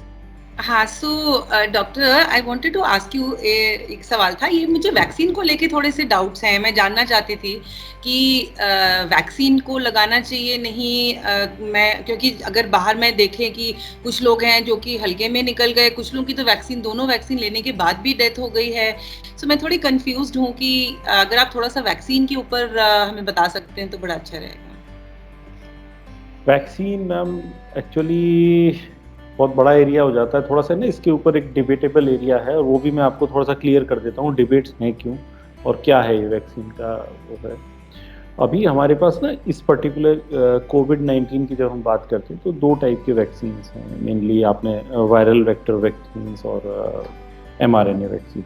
mRNA vaccine जो फाइजर वगैरह का आपने सुना होगा, जो अभी स्टार्टिंग में जब हम डिजीज़ की बात कर रहे थे तो हम देख रहे थे कि आपके यहाँ नेजल उससे एरिया से वायरस हमारे अंदर गया, वहाँ हमारे जो एपिथेलियम है उसे, वहाँ पर उस एपिथेलियम में ACE2 रिसेप्टर्स हैं, ACE रिसेप्टर्स। उन रिसेप्टर्स के ऊपर उसका वायरस का स्पाइक प्रोटीन अटैच होता है, राइट। अब इस स्पाइक प्रोटीन को अटैच होने से हमारी बॉडी कैसे रोक सकती है, या ये अटैच हो जाए अपना जो जेनेटिक मटेरियल हो सेल में ना डाल पाए, उसको हम कैसे रोक सकते हैं। तो एक सिस्टम होता है, हम उसको कहते हैं वैक्सीनेशन, यानी हम उस बॉडी को पर्टिकुलरली पहले एक इनएक्टिवेटेड किसी चीज़ से एक एक्सपोजर करा दें, जिससे जो एक्टिवेटेड वायरस है, जो मैं पहले थ्योरी पे आ रहा हूँ, वो एक्टिवेटेड वायरस है, जब उसका एक्सपोजर होगा तो वो हमारी बॉडी डरे ना, उससे लड़ने को तैयार रहे। जैसे हमें एक शेर से अगर कल को लड़ने जाना है तो हमें कब का पहले इंट्रोडक्शन दिखा दें, तो कॉन्फिडेंस बॉडी के अंदर आ जाएगा, okay I can face it, right. अच्छा, जैसे भारत गई ऑस्ट्रेलिया का दौरा करने के लिए, पहले उनकी ऑस्ट्रेलिया ए टीम से खेल ली। तो चलिए, तो उसके ये एंटीजन हो गया, इसके अगेंस्ट में बॉडी ने एंटीबॉडीज बना ली और वो फाइट करती है। जब कभी भी वो एंटीजन दोबारा बॉडी में आएगा तो उससे फाइट करती है और उसको होने नहीं देती, उसकी जो नुकसान है वो नहीं होने देते। उस कॉन्सेप्ट पे वैक्सीन्स बनाए जाते हैं। वैक्सीन्स इस बार इतना कंसर्न इसलिए था, एक तो सबसे वर्ल्ड में ही पहली बार हुआ है कि विद इन मंथ्स वैक्सीन तैयार किए गए। यहाँ कंसर्न क्या था कि पेशेंट जिनको इन्फेक्शन भी हो रहा है उनको भी जो एंटीबॉडीज बन रही है उसमें बहुत कुछ में तो बन ही नहीं रही, कुछ में बन रही है 3 महीने के लिए, कुछ में 6 महीने के लिए, मैक्सिमम 7-8 महीने के लिए। तो अब क्वेश्चन ये उठ रहे थे कि जी फिर ये मेमोरी कैसे रहेगी? अगर आप आज कोई इंट्रोडक्शन करा भी देते हैं, जब मेन डिजीज से ही नहीं हो पा रही तो आगे कैसे रहेगा? तो उसका सॉल्यूशन लोगों ने निकाला। इसमें 2 टाइप के वैक्सीन आए, जैसे मैंने भी आपसे बताया था। एक तो वायरल वेक्टर प्रोटीन्स बनाते हैं, जैसे वायरस में दूसरा वायरस लिया एडिनो वायरस, उसमें जो SARS-2 वायरस है जिससे कोविड-19 होता है, इसके स्पाइक प्रोटीन वाला जो RNA का पार्ट है उसको उस वायरस में डाला और उसे इंजेक्ट कर दिया। ये वायरस एज ए होल हमें परेशान नहीं करेगा, पर ये जो RNA का पार्ट है ये बॉडी में हमारी आने के बाद वो पर्टिकुलर प्रोटीन्स बनाएगा, स्पाइक प्रोटीन्स, जिसे हमारी बॉडी पहचान लेगी और उसके अगेंस्ट में एंटीबॉडीज बना लेगी। दूसरा रास्ता क्या था? दूसरा रास्ता है कि डायरेक्टली जो वायरस का mRNA पार्ट है, जिस पार्ट से स्पाइक प्रोटीन बनते हैं, उसको डायरेक्टली डाल दिया जाए। तो ये पहला वाला जो मैंने आपको बताया, ये वायरस वेक्टर प्रोटीन्स वाला, ये तो जैसे आपका कोविशील्ड आपने नाम सुना होगा, उसमें यूज हुआ है, एस्ट्राजेनेका के वैक्सीन में, वो फाइजर में, मॉडर्ना में, उनमें यूज हुआ है। तीसरा एक तरीका जो इंडियन उसमें आया था, कोवैक्सीन, जो भारत बायोटेक ने बनाया, उसमें होल वायरस को इनएक्टिवेट किया गया, जो पहले हमने थ्योरी में भी बात की थी, वो दैट वाज द एक्चुअल वे। अब कंसर्न ये है लोगों का कि क्या ये वैक्सीन्स उतने कारगर होंगे या नहीं होंगे। यहाँ पर अगर आप याद करें ना, हमने शायद इस पे लास्ट ईयर भी एक सेशन किया था कोविड के ऊपर। जी सर, किया। मैंने वहाँ भी आपसे एक बार ये क्वेश्चन वहाँ पे भी डिस्कस किया था। अगर आप उस प्रेजेंटेशन को देखें तो उसमें भी मैंने इस बात को रखा था कि जो लोग ज़्यादा इन्फ्लेम्ड होते हैं, पर्टिकुलरली ओबीज पर्सन, जिनमें विसरल फैट ज़्यादा होता है, इनमें सिर्फ कोविड वैक्सीन्स नहीं, इन्फ्लुएंजा वैक्सीन्स, बहुत सारे स्टडी है, मतलब n नंबर ऑफ पेपर्स, वो वैक्सीन्स इन लोगों में पर्टिकुलरली काम नहीं करते। ये उतनी, या अभी जो हम रिसेंट स्टडीज देख रहे हैं, बट वो बहुत मास लेवल पे नहीं आई है, बहुत छोटे स्केल पे आई हैं, इसलिए उनको क्रॉस चेक करना थोड़ा सा टफ होता है। बट जो रियलाइजेशन है उसको आप देखें तो ये देखिए, जो लोग जितने फिट हैं वो उतनी ज्यादा एंटीबॉडीज बना रहे हैं। राइट। अब आ गए हम कंपनीज की तरफ जो इन वैक्सीन्स को बना रही हैं। जैसे आपने सुना होगा कि इसका एफिकेसी रेट इतना है, इसका एफिकेसी रेट इतना है, फाइजर का एफिकेसी रेट 95% है, कोविशील्ड का 86% है। ये एफिकेसी रेट क्या है?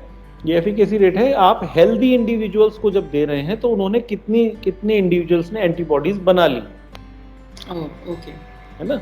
लेकिन इसकी जो एफिशिएंसी है, जब हम मास पॉपुलेशन को देने जा रहे हैं, उसमें वो 15%, जो हम 85-15% की बात कर रहे थे, वो सब लोग हैं उसके अंदर, उनको कितना टाइम लगेगा या नहीं लगेगा वो हम नहीं जानते। वो अब डेटा उसका आएगा हमारे पास। जो एफिशिएंसी है उसको हम समझ पाएंगे, अभी हमें नहीं पता। बट हाँ, अगर आप इसको दूसरे एंगल से देखते हैं तो इसमें एक पॉजिटिव फैक्टर ये है कि अगर आप देखें तो फर्स्ट वेव का अगर आपको याद हो तो उसमें फ्रंट लाइन वर्कर्स की डेथ बहुत ज्यादा हुई थी। राइट। इस बार फ्रंट लाइन वर्कर्स आपके मोस्टली वैक्सीनेटेड थे, तो कंपैरेटिवली डेथ रेट कम था। राइट। बाकी ये बहुत जल्दबाजी होगी क्योंकि second wave is not over yet, अभी भी डाटा एनालाइज होना बाकी है। मैं बहुत जल्दबाजी में इस बात को कह रहा हूँ, don't take it as a validated thing, but this may be something to be noticed. जी। अब जैसा जो आपका क्वेश्चन था कि 2 वैक्सीन लग गए, अब उसका इन्फ्लेमेटरी स्टेटस हमें नहीं पता।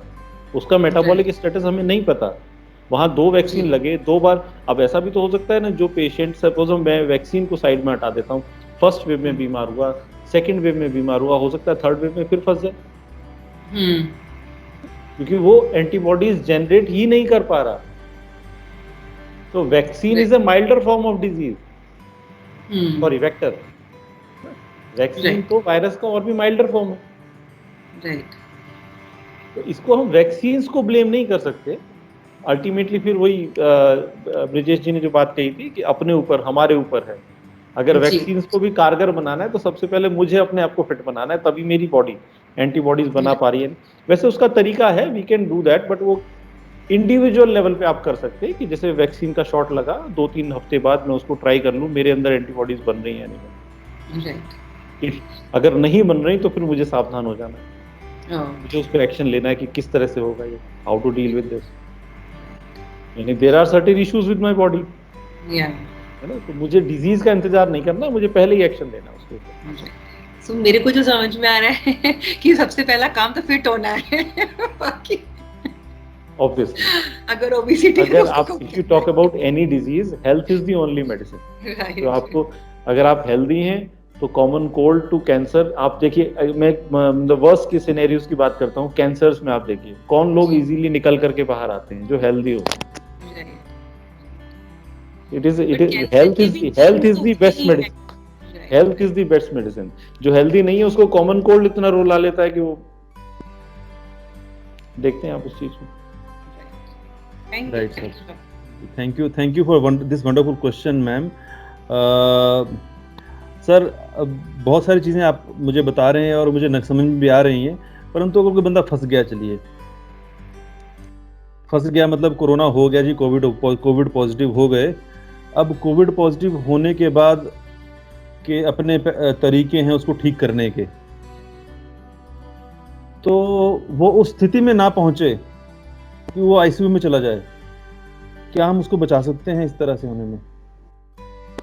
सपोज कीजिए आज मुझे कोविड पॉजिटिव हो गया, मैंने अपने टेस्ट करवाने में बहुत लेट हो गया, मैंने नहीं करवाया अभी तक, मैं थ्रेशोल्ड पे तक वाला पता ही नहीं मुझे कहाँ पे खड़ा था मैं। अब हो तो गया, अब बचना है मुझे। तो आपने बोला कि वो जो क्या कहते हैं उसके, संजीवनी बूटी आप कहते थे हमें कई बार, स्टेरॉइड लगा दिए, कब लगने हैं, पर बचाना कैसे रहेगा उसको? जी इसमें ना, देखिए को डिजीज होने के बाद एक फिजिशियन का रोल ज्यादा हो जाता है ना। हम यहाँ पर डिजीज मैनेजमेंट एक्चुअली डिस्कस करना एक मतलब अलग टॉपिक हो जाएगा, अलग टॉपिक हो जाता है ना। इनफैक्ट हमें यही मैसेज एक कन्वे करना चाहिए कि उसको हम अपने हाथों में ना लें। Let us be with our physician immediately. जब भी हमें 4 दिन बाद पता लग रहा है तो भी अपने फिजिशियन के टच में जाएं, अपने डॉक्टर के पास जाएं, क्योंकि उसको ही सही में पता है कि इस आर्म्स एंड एम्युनिशन का किस तरीके से यूज कर रहा है। क्योंकि अभी हो रहा है, मैं देख रहा हूँ, ऐसा नहीं है, ये एक रूटीन हमारे साथ चल रहा है कि लोग आ रहे हैं, फर्स्ट डे से स्टेरॉइड्स ले लिए।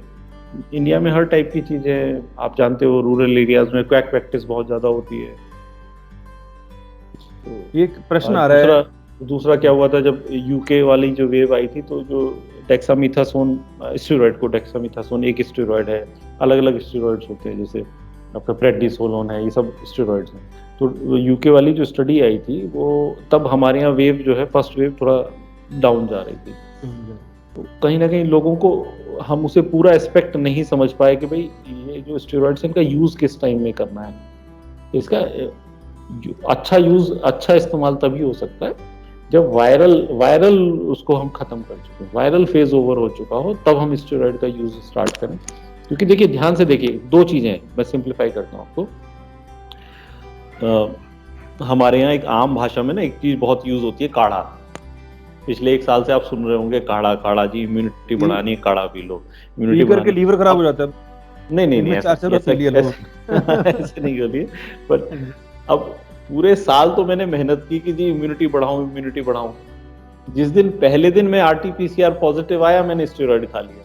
स्टेरॉइड क्या है? Immuno suppressant. मैं अभी तक कोशिश कर रहा था इम्यूनिटी को बढ़ाने की, है ना। तो सप्रेसेंट मुझे कब देना है, जब मैं साइटोकाइन स्टॉर्म में आ रहा हूँ। ध्यान से याद कीजिए, हमने पहले बात की थी ना इसकी, साइटोकाइन स्टॉर्म, यानी मेरा रिएक्शन बहुत ओवरऑल, मतलब जो रिएक्शन है वो बड़ा एकदम रैम्पेंट हो गया है, तब हमें उसे सप्रेस करना होता है लाइफ को बचाने के लिए। हमें ओवर एक्टिवेशन जो है ना इम्यूनिटी का, उसको नहीं होने देना है, पर इम्यूनिटी को एक्टिव रखना है। जैसे जो आपके सेल्स होते हैं, पर्टिकुलरली लिम्फोसाइट्स वगैरह, अगर आपने अर्ली यूज करना शुरू कर दिया स्टेरॉइड्स का, तो वो लिम्फोसाइट्स सप्रेस होने शुरू हो जाते हैं। लिम्फोसाइट्स वो सेल हैं, आपके बॉडी ब्लड में बहुत तरीके के सेल होते हैं, पर ये वो सेल्स हैं जो आपके उस वायरस से लड़ाई करते हैं, जो उसे मारते हैं। तो आप लड़ाई तो उन्हीं के साथ, अपने फौजियों के साथ ही लड़ सकते हैं ना, उन्हें सप्रेस करना तो वो हमें फिजिशियन पे ही छोड़ना चाहिए। They are skilled to do that. इस चीज को हम अपने हाथ में ना ही ले तो बेटर है ना। एक प्रश्न आया है गुरदीप सिंह लुबाना जी का। जी गुरदीप जी, आप बताइए क्या पूछना चाह रहे थे। थैंक यू ब्रिजेश जी।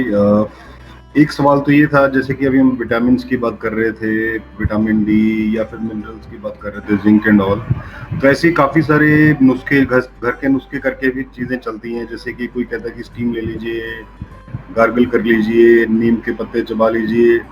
तो इन चीज़ों के ऊपर भी डॉक्टर साहब मैं पूछना चाह रहा था कि इन चीज़ों को भी आप एंडोर्स करते हैं? जैसे घर के नुस्खे करके काफ़ी, आज ही मुझे किसी का फ़ोन आया था, तो वो मुझे ऐसे कह रहे थे कि आप नीम पे दातुन करा कीजिए। सर ऐसी भी काफी सारी चीजें। नीम को एंडोर्स करना कोई बड़ी चीज नहीं है, हमारी सोसाइटी में, हमारी कल्चर में ये बहुत पुरानी चीज है और यूज होती आई है, और उसके अपने बेनिफिट्स हैं। इसमें कोई बड़ी चीज, मतलब बहुत ही अच्छी चीज है नीम, उसको एंडोर्स करना कोई गलत बात नहीं है। गागल्स करना बहुत अच्छी बात है, करने चाहिए, हमें रूटीन में भी करने चाहिए और ऐसे समय में तो बिल्कुल ही करने चाहिए। स्टीम पे पर्टिकुलरली मैं आपको स्टीम पे लाना चाह रहा हूँ। स्टीम को लेकर के ना बहुत सारे मिथ्स हैं।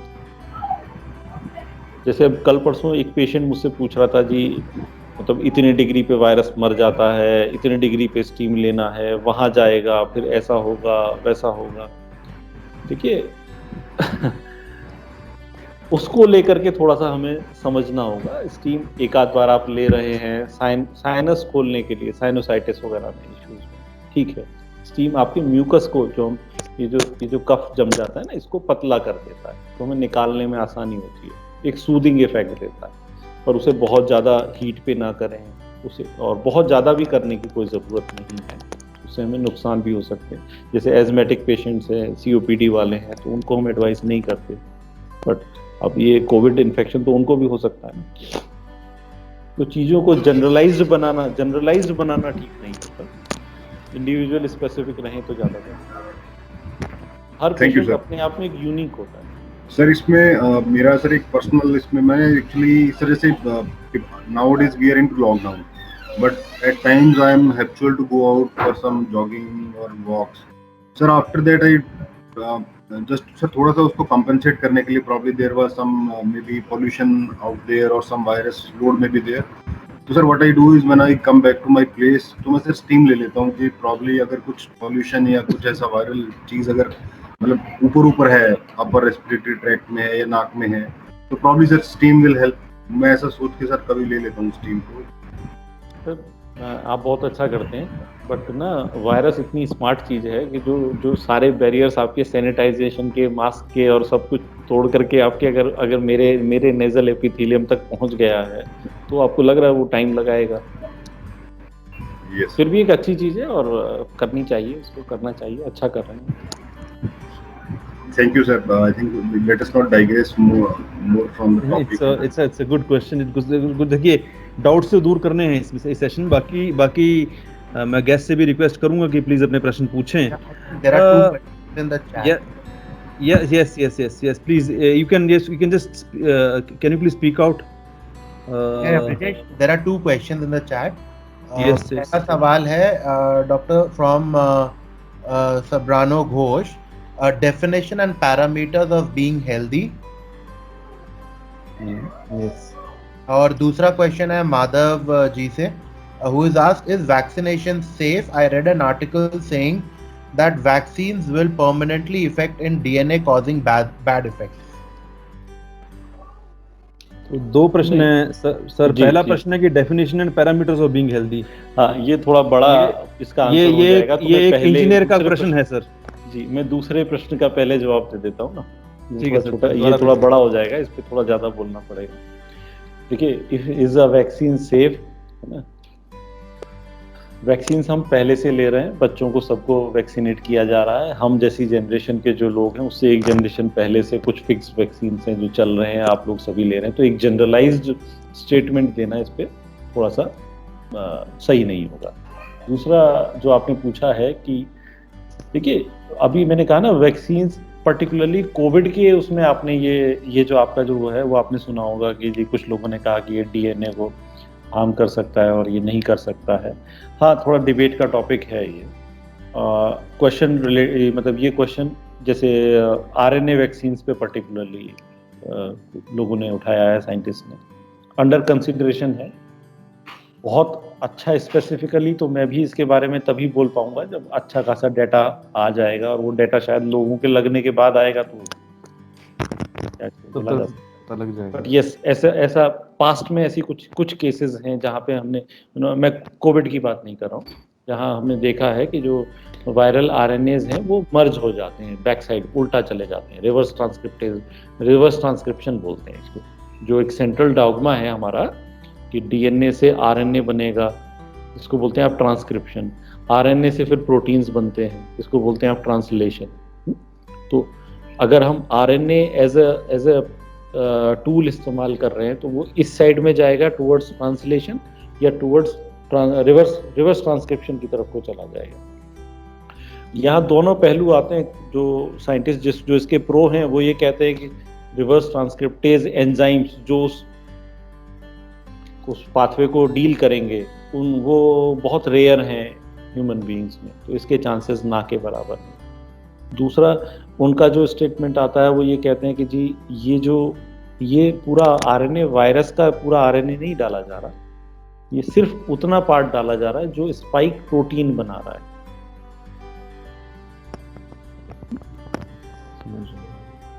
इसलिए एज ए कंप्लीट डीएनए में नुकसान होगा, थोड़ा बड़ी पिक्चर बन जाती है, मतलब कहना जल्दबाजी हुई। Okay, sir. I hope you got your answer, Mr. Madhav. And thank you, Doctor. And Sushil Agarwal ji का हाथ है, so if you can unmute and ask your question. जी. Yeah, good evening, Dr. So. My question is, in the treatment nowadays, remdesivir is being being treated as an say the last solution or the first or the last solution by many of the cases. How do you have your views on this? Second question is whether this had a side effects in long terms. Thank you. See, Covid treatment का ये थोड़ा बड़ा question है, मैं इस पे बाकी चीज़ों को भी इन्वॉल्व कर लेता हूँ। यहाँ 2-3 मेडिसिन ऐसी हैं जो क्वेश्चनेबल है, और आपने रेमडेसिविर का पूछा है, कोई और टोसिलिजिमैब पे पूछेगा, कोई फेविफ्लू पे पूछेगा। जब कोविड एक नई बीमारी की तरह हम लोगों के सामने आया था पिछले साल, मतलब 19 में, इसलिए से कोविड-19 बोलते हैं, तो आपने देखा होगा उस समय आपके पास इसके लिए बहुत सारे ड्रग्स नहीं थे, कुछ भी नहीं था आपके पास, कोई आर्म एम्युनिशन आपके पास नहीं तैयार था जिससे आप इससे फाइट कर पाते। एक मेडिकल स्ट्रेटेजी होती है जिसको हम यूज करते हैं, उसको हम बोलते हैं रीपर्पजिंग ऑफ ड्रग, यानी एक ड्रग अप्रूव्ड है अप्रूविंग एजेंसीज के द्वारा किसी और चीज के लिए, बट उसको आप रीपर्पज यूज कर रहे होते दूसरी चीज के लिए, उसको आप देख रहे होते। अब कम से कम जो रीपर्पज जब आप करते हैं तो आपको ये पता होता है कि इनके टॉक्सिसिटी स्टडीज हो चुकी हैं, ये एक इनका हमें पता है कि इस लेवल तक ये ह्यूमन बीइंग को टॉक्सिक नहीं होंगे। जैसे फिर मैं जीरो से जाता हूँ, कोई भी नया केमिकल जब हम बॉडी में देने वाले हैं तो सबसे पहले हमें उसे ये देखना पड़ता है कि ये ह्यूमन बॉडी पे एज ए टॉक्सिन तो काम नहीं करेगा, जिसमें आपको काफी साल लग जाते हैं, काफी समय और आपके रिसोर्सेज चले जाते हैं। तो जब इस तरह की कोई बीमारी आती है तो आप उस पर्टिकुलर पहला जो पार्ट है उससे बचना चाहते हैं, और जो आपके पास अवेलेबल किटी है उसमें से उन ड्रग्स को as a repurpose drug use करना चाहते हैं। तो जब रीपर्पज ड्रग्स को लाने की बात हुई तो उसमें बहुत सारे, क्योंकि आपके पास कोई एंटीवायरस नहीं था, तो बहुत सारी चीज़ें निकल के आपकी किटी में आई। अब जैसे जैसे चीज़ें हो रही थी, स्टार्टिंग में लोगों ने रेमडेसिविर को यूज़ किया।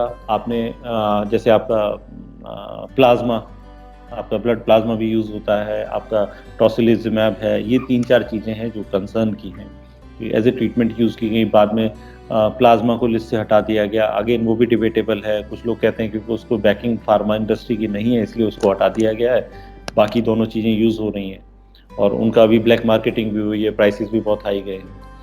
जो स्टडीज़ इसकी हुई, WHO की जो स्टडी थी यूके में हुई थी, इस पे रेमडेसिविर में उन्होंने ये बताया लगा कि कोई इफेक्टिव नहीं ट्रीटमेंट है। स्टडीज़ में उन्होंने इस चीज़ को नकारा था, राइट। हमारे यहाँ जो फिजिशियंस यूज़ होते हैं, जैसे अब पर्सनली मेरी जो फिजिशियंस से इंटरेक्शंस होता है, जो हम देखते हैं, जो बातचीत होती है, तो ऐसा नहीं है, मैं इसको एक सिरे से नहीं नकारता। हम ये देख रहे हैं कि रेमडेसिविर देने से, स्टेरॉयड रेमडेसिविर एक साथ देने से पेशेंट्स को रिजल्ट तो मिल रहा है। अब उसके रीजंस बहुत सारे हो सकते हैं, जैसा अभी हम बात कर रहे थे, मैंने आपको एक एग्जांपल दिया था कि भाई पेशेंट को फीवर हुआ, XYZ रीजन के कारण उसने फर्स्ट डे अपना स्टेरॉयड शुरू कर दिया, लिम्फोसाइट सप्रेशन में आ गया, वो वायरस से फाइट ही नहीं कर पा रहा, या इस वायरस की साइकिल तो पूरी हो गई, दूसरे सेकेंडरी इन्फेक्शन हमें शुरू हो जाते हैं, जैसे बैक्टीरियल इन्फेक्शन है, वायरल इन्फेक्शन है, तो हो सकता है वो सेकेंडरी वायरल इन्फेक्शन में हमें हेल्प करता हो। क्योंकि आपने देखा होगा, हम किसी भी पेशेंट को रखते हैं तो उसको एंटीबायोटिक्स लगते हैं, IV एंटीबायोटिक, जिससे सेकेंडरी बैक्टीरियल इन्फेक्शन ना हो जाए। हेलो, बिल्कुल सही बात सर, मतलब बिल्कुल सही। Thank you sir, thank you. Means you recommend that this is a I'm not recommending, leave it to your physician actually, yeah because see, मैंने ब्रिजेश से भी वही बात की, ट्रीटमेंट पार्ट एक ऐसी चीज है ना, देखिए यहाँ बहुत सारी चीजें होती हैं, शायद आप उस कंडीशन को भी, अगर आप एक डॉक्टर की जगह उसके शूज में आकर के देखिए, तो ICU में जब आप फाइट कर रहे होते हैं ना, तो वहाँ लॉजिक्स भी एक टाइम का लॉजिक्स भी काम नहीं कर रहे होते। Right sir, right, I agree with you. वहाँ आपका, वहाँ जो भी चीज है कि भैया दे दो, निकालो, किसी तरह बचा लो, आप उस सिचुएशन में होते हैं। अब अगर आप आज की सिचुएशन आप देखेंगे तो यहाँ राइट एंड रॉन्ग नहीं है, ये वो भीड़ है, वो लोग हैं जो वहाँ उस एरिया में वहाँ फंसे हुए हैं, राइट, उस समय बाहर निकलना। वहाँ अब अभी आपने मुझसे पूछा, आपने 3 मुझे ऑप्शन दिए जी, नीम का ऑप्शन, गागल्स का ऑप्शन, स्टीम का ऑप्शन। मैंने पहले 2 ऑप्शंस को बहुत शांति से बैठे हुए एंडोर्स किया, दूसरे ऑप्शन पे मैं थोड़ा सा बैकफुट पे चला गया। अब हो सकता है लेकिन आप कल को मैं वहाँ ऐसी पोजीशन में खड़ा हूँ जहाँ मेरा पेशेंट वहाँ है और आप मुझे एडवाइस कर रहे हैं कि स्टीम दे दो, आई विल यूज। वहाँ आप लॉजिक्स से बाहर आ चुके होते हैं, आप एक ऐसी लड़ाई लड़ रहे हैं जो बहुत पुरानी नहीं है, बहुत नई है, आपको नहीं पता है। जैसे अब मैंने आपसे ब्लड प्लाज्मा के बारे में बोला, अब स्टडीज जो आई थी उन्होंने तो बताया कि भी प्लाज्मा एंटीबॉडीज से कोई फायदा नहीं हो रहा, बट हम देख रहे हैं इस चीज को, प्लाज्मा एंटीबॉडीज से फायदा भी हो रहा है, पेशेंट रिकवर कर रहे हैं। अब ये कहना इसलिए मुश्किल हो जाता है क्योंकि जब आप उसे बचा रहे थे, जब वो हॉस्पिटल में था, जब वो ICU में था, तो वो सिर्फ प्लाज्मा एंटीबॉडी थोड़ी ले रहा था, उसी समय उसको रेमडेसिविर भी चल रहा था, उसी समय उसको एंटीबायोटिक्स भी चल रहे थे, उसी समय उसको स्टेरॉइड्स भी चल रहे थे, उसी समय उसको एंटीकोगुलेंट्स भी चल रहे थे। वो किससे बच गया ये कह पाना मुश्किल हो जाता है। इसलिए ये चीजें जो एग्जैक्ट फिगर है वो बहुत लॉन्ग टर्म पे आएगी और लॉन्ग टर्म डेटा के साथ आएगी। I hope the picture is clear to you. Yes sir, absolutely. But the question left is whether it has a side effects, remdesivir and these things. Sir, anything आप किसी भी चीज से nature के against में जाएंगे, साइड इफेक्ट तो होगा ही होगा। Anything, remdesivir is a chemical. आप पैरासिटामोल खाते हैं, क्रोसिन खाते हैं, उसका भी साइड इफेक्ट होता है। यहाँ मैटर ये करता है कि आप cost to benefit ratio. Okay, है ना। साइड इफेक्ट तो एक ऐसी चीज है ना सर, आप घर में रोटी खाते हैं, उसकी भी साइड इफेक्ट है। ओके, है ना। हमें कॉस्ट टू बेनिफिट रेशियो देखना है। वो एक वेग, मतलब साइड इफेक्ट्स हर चीज के होते हैं, बट उस साइड इफेक्ट्स के नाम पे ट्रीटमेंट को वो करना थोड़ा सा लोग, हमें ये देखना है कहाँ हमें उसका बेनिफिट ज्यादा मिलेगा। यहाँ मैटर बेनिफिट का आ गया। Okay, I got the point. But whether these side effects can be overcome by certain living standards or maintaining something in diet. I'll make it easy for you. I'll make it easy for you, sir. Remdesivir costly injection है और इस समय black marketing हो रही है, इसलिए थोड़ा सा हिट लिस्ट में, इसलिए आप उसके बारे में पूछ रहे हैं. जो स्टेरॉइड यूज हो रहे हैं उनके भी बहुत सारे साइड इफेक्ट हैं. क्या हम यूज करना बंद कर दें? They are life saver. Okay. और उनके लॉन्ग टर्म साइड इफेक्ट्स भी हैं. Sugar levels up and down हो जाते हैं. आप देखिए जो पेशेंट निकल करके आ रहा है आईसीयू में, कितने दिन लगते हैं उसको वापस नॉर्मलाइज होने, और an number of side effects हैं. बट जहां लाइफ सेविंग मैटर है वहां साइड इफेक्ट्स, वो कॉस्ट टू बेनिफिट रेशियो, मैंने वही बोला ना आपको. आपको फायदा कितना हो रहा है, आप किस पर्पस के लिए उसे यूज कर रहे हैं. अगर ये तो है ना, आप देखिए एम्प्यूटेशन आपने सुना होगा कि जी वो नेक्रोसिस हो रहा था टांग में उसकी, उसके पैर को काटना पड़ गया. अब उसका साइड इफेक्ट है. किसी का पैर आप काटेंगे, कितना बड़ा साइड इफेक्ट है उसका. बट लाइफ आपको बचानी थी. नहीं, absolutely right, sir. My doubt of question was only because I myself has taken remdesivir during my treatment for COVID. Mm-hmm. So I was only having the concern whether I need to follow certain precautions or certain changes in my lifestyle so that I may not come across those side effects. That help I was looking for. Basically you are talking about the post-COVID. Yeah. I think Brajesh, we missed that, है ना, in our discussion. Right. Maybe, right. That's also a big concern. This question is coming, sir. Yeah. So why don't we take this question? Just we park this question for a while, but answer Subarno's question is there. Definition and parameters of healthy. Also, we'll come to your question again. ये एक पूरा एक discussion हो जाएगा post COVID ना. We'll discuss that. बिल्कुल. That's the next question only. Definition and parameters of being healthy. What was the question? Definition and benefits. So definition and parameters of being healthy क्या हैं? अच्छा, ये बहुत बड़ा क्वेश्चन है. If you are enjoying your life, आप जिस घर में बैठे हैं, अगर उस घर में आप एंजॉय कर रहे हैं तो आपका घर बहुत अच्छा है. आप जिस बॉडी को लेकर के चल रहे हैं, अगर आप उसको एंजॉय कर रहे हैं, हर पल उसको आप एंजॉय कर रहे हैं, तो बहुत अच्छी है. इसका कोई टेस्ट नहीं है, कोई पैरामीटर नहीं है. राइट. पैरामीटर्स, और जो हमने पैरामीटर्स सर जो होते हैं वो डिजीज के ज्यादा होते हैं, हेल्थ साइड में नहीं होते, पॉजिटिव साइड में नहीं होते, नेगेटिव साइड में ज्यादा होते हैं. क्योंकि जो मोस्टली वर्क किया जाता है, ऐसी पैरामीटर्स कब बनते हैं, जब हम जहां पर हम इन्वेस्ट कर रहे हैं अपना time, effort, resources to find out something. जैसे अभी स्टार्टिंग में ब्रजेश जी ने बात की थी कि मार्कर्स हैं क्या हमारे पास जिससे हम पता कर सकते हैं कि ये प्रॉब्लम है कि ये प्रॉब्लम है. तो आप ध्यान से देखिए, यहाँ वर्ड क्या आ गया, प्रॉब्लम है कि नहीं है, इसलिए उन मार्कर्स का रोल आ जाता है.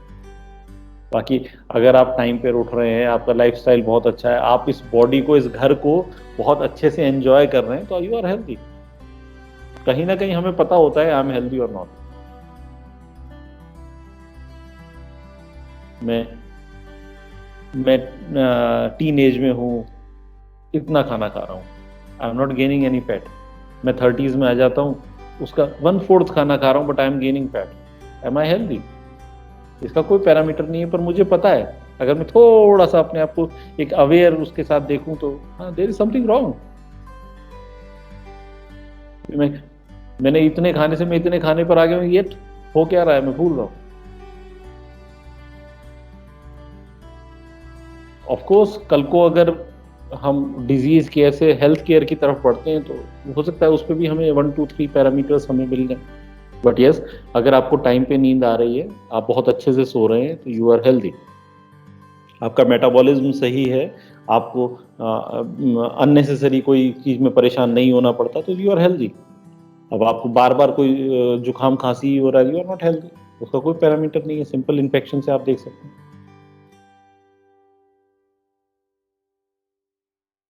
Am I clear? Yes. Subarno ji, any counter question or a follow-up question? Maybe, so this is a very long discussion or chat, or maybe we can do another session on this. Wherein we can address this because it's a long things it's a big thing. Basically, health and disease, there is a big lot of gray area into it. Yes, yes.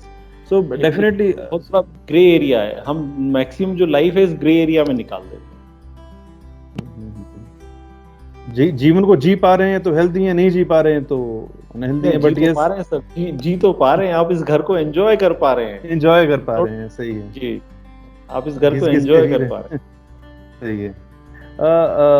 Yes, now the question which was there, is there any way, मतलब how to recognize that someone needs care after COVID is over? इतनी सारी दवाइयां अंदर गई हैं, इतना सारा सब कुछ अंदर गया है, अब आइडेंटिफाई कैसे करें कि वो कोविड के बैक? वो एक बहुत बड़ा इशू है जो अब हम देख रहे हैं ना, जो आप देखिए 4 लाख पर डे के हिसाब से केसेस पॉजिटिव हो रहे हैं, यही केसेस में से मैक्सिमम, मतलब सभी ऊपर वाला करे सब ठीक हों, तो जब ये वापस बाहर आएंगे और उसमें हम देखते हैं इसमें से काफ़ी लोग जो मेडिकल इंटरवेंशन की जिन्हें ज़रूरत पड़ेगी, एक जनरलाइज टर्म में हम 10 to 15% जो बोल रहे हैं, तो ये इन लोगों का आगे नेक्स्ट क्या है, व्हाट अबाउट देयर मतलब next step. Post Covid care में पिछले लास्ट उसमें जो डाटा आया है, एक बड़ी अजीब सी बात सामने आई। बहुत कॉमन प्रॉब्लम्स सामने आई कुछ तरीके की, जैसे फटीग, ये पहली बार कोविड के बाद नहीं आई, सार्स-2 वायरस के उसके बाद नहीं आई, सार्स-1 में भी आई थी, इबोला के बाद भी आई थी, राइट। जो इस टाइप के जब ये पैंडेमिक्स हुए, एपिडेमिक्स हुए हैं, इस टाइप के इश्यूज बार बार आते हैं। इनमें क्या है, अगर आप देखें तो ये लोग आप बाद में चल करके बड़े कॉमन क्वेश्चंस होते हैं, मेंटल फॉगिंग हो रही है, आई कांट कॉन्सेंट्रेट, कॉर्निक फटीग है, प्लस ऑर्गन डिसफंक्शंस भी आते हैं, स्ट्रोक के इश्यूज आते हैं, लंग्स के इश्यूज आते हैं, आप हार्ट फेलियर, और वो तो अभी right now we are facing disarrhythmia, heart rate बढ़ गया, रीजन ही नहीं पता, पहले 70s में सेट रहते थे, अभी 110 चलता है, बीटा ब्लॉकर्स पे फिर चल रही है लाइफ, राइट। किडनी इश्यूज आ रहे हैं, लिवर इश्यूज आ रहे हैं, इस टाइप के इश्यूज, इसको हम बोलते हैं पोस्ट कोविड सिंड्रोम या लॉन्ग हॉलर्स। लॉन्ग हॉलर्स मीन्स, या जैसे फीवर हुआ था किसी को, तो वो 2 महीने हो गए फीवर ही चल रहा है, अभी ठीक ही नहीं हो रहा, अप एंड डाउन चलता रहता है, उतना भी नहीं होता कि हम उस पर कोई एक्शन ले रहे होते हैं, और उतना भी नहीं होता कि हम रिलैक्स हो गए, वापस अपनी लाइफ में आ गए। तो ये वो है, इसको हमें ना, इसके बहुत सारे तरीके हैं देखने के, नजरिए हैं अपने हेल्थ सिस्टम में। इसको हम सिस्टम वाइज अप्रोच, एक जनरलाइज अप्रोच जो है वो सिस्टम वाइज अप्रोच है। आप मेंटली इशू आ रहे हैं, आप साइकेट्रिस्ट के पास जाएं, साइकोलॉजिस्ट के पास आएँ, आपको कुछ न्यूरल इश्यूज आ रहे हैं, हम न्यूरोलॉजिस्ट के पास जाएं, बट इसको देखने का एक अलग नजरिया भी है। जैसे अगर हम देखें तो ये जो, जैसे मैंने आपसे स्टार्टिंग में बात की थी, 10 to 15% ऑफ पॉपुलेशन, ये जो स्ट्रगल है पोस्ट कोविड सिंड्रोम वाला, ये पर्टिकुलरली उसी पॉपुलेशन में ज़्यादा है। और इसमें खास बात जो है ना, पूरा पिछले 1 साल में जो डाटा आया है, बड़ी अमेजिंग सी चीज़ है। इसमें काफ़ी लोग ऐसे थे जिनको जब दे वर पॉजिटिव, तब कुछ भी प्रॉब्लम नहीं हुई थी, बहुत हल्के फुल्के बुखार हुआ और ठीक हो गए, लेकिन उसके बाद मेंटल फॉगिंग हो गई, क्रॉनिक फटीग हो रहा है, जा ही नहीं रहा है, 3 महीने हो चुके हैं। अब क्वेश्चन आता है कि इसको कैसे डील किया जाए या इसका फ्यूचर क्या है। देखिए, ऑल राउंड अगर आप देखें तो पोस्ट कोविड में हम जब भी कभी ना किसी भी बॉडी का जो बैलेंसिंग है, वो उसमें सारी चीजें बैलेंस्ड होनी चाहिए। हमारी बॉडी में रीजेनरेशन, यानी पहला बॉडी में जो नुकसान हुआ है वो रिपेयर हो, दूसरा अगर कोई टिश्यू खत्म हो गया तो रीजेनरेट हो, तब जाकर के वो बैलेंसिंग वापस आती है। इस बैलेंसिंग में हमारे किस किस चीज़ का रोल रहता है, जैसे हमारे हार्मोन्स हैं बॉडी के अंदर, वो सब बैलेंस्ड हो, न्यूरोट्रांसमीटर हैं वो सब बैलेंस्ड हो, हमारी इम्यूनिटी में TH1 TH2 बैलेंस्ड हो, इलेक्ट्रोलाइट बैलेंस हो। इन चारों को अगर हम एक साथ बैलेंस करें तो उससे हम इसको हेल्थ को ऑप्टिमाइज कर सकते हैं, राइट, जिसमें रीजेनरेशन और वो सारी चीज़ें आ जाती हैं। जैसे अगर कोई किसी को मतलब हमने देखा कि जी लंग्स में इशू चल रहा है, तब उसका करेक्शन कैसे होगा, या इसको मैं दूसरे तरीके से रखूं तो एक पेशेंट मेरे पास आता है कि जी मुझे हार्ट में इशू है, एक पेशेंट आता है मुझे मेरी मसल्स में फटीग है, एक पेशेंट आता है मुझे मेंटल फॉगिंग है। इसको हम अलग अलग भी रख सकते हैं और इसको हम कॉमनली भी देख सकते हैं कि ये 3 एरियाज की हमने बात की, तीनों एरियाज वो हैं जहां पे हमारी ज्यादा एनर्जी यूज होती है। यानी ये पर्टिकुलरली ये जो ग्रुप ऑफ पीपल है, ये एनर्जी फॉर्मेशन, इनका मेटाबॉलिज्म कहीं गड़बड़ है, ये ढंग से एनर्जी नहीं बना पा रहे हैं। जो एनर्जी हमें सरवाइव करने के लिए चाहिए, जो एनर्जी हमें बॉडी को रिपेयर करने के लिए चाहिए, जो एनर्जी हमें रीजनरेशन के लिए चाहिए, वो नहीं बना पा रहे। तो इसमें अब मेरे पास 2 रास्ते रह जाते हैं, या तो मैं सिस्टम वाइज अप्रोच से चलूं और उसको दूर करूं, या फिर उसका मैं सेंट्रली उसको एक पॉइंट से, एक पहलू, होलिस्टिक व्यू में उसे देखूं और मैं उसके मेटाबॉलिज्म को करेक्ट करूं कि why he is unable to make that those ATPs, या वो एनर्जी ये क्यों नहीं बना पा रहे, उस एनर्जी बनाने में उनकी हेल्प की जाए, राइट। दूसरा, ये इस सिचुएशन में क्यों फंस रहे हैं, उसको आपको फर्दर डिगिंग डाउन, जैसे हमने स्टार्टिंग में हम लिस्ट देख रहे थे भाई, ये हिडन कॉजेज थे, हिडन सिकनेस थी या नोन सिकनेस थी। नोन सिकनेस थी तो उसकी रूट कॉज क्या थी, if he is a diabetic थे तो रूट कॉज क्या थी, क्यों डायबिटिक थे वो, पहले ही डायबिटिक मींस पहले ही एनर्जी इश्यूज थे उनके साथ, तो बाद में तो आने ही है। इतने बड़ा एक लोड आ गया उनके ऊपर, हेल्थ रिजर्व्स खत्म हो गए हैं, तब तो वो आना ही आना है। तो we need to dig in, क्या है, क्यों ये फंस रहे हैं, we need to understand that. आपके सीड्स कितने भी अच्छे हों, अगर सॉइल अच्छी नहीं है तो प्लांटेशन अच्छा नहीं होगा।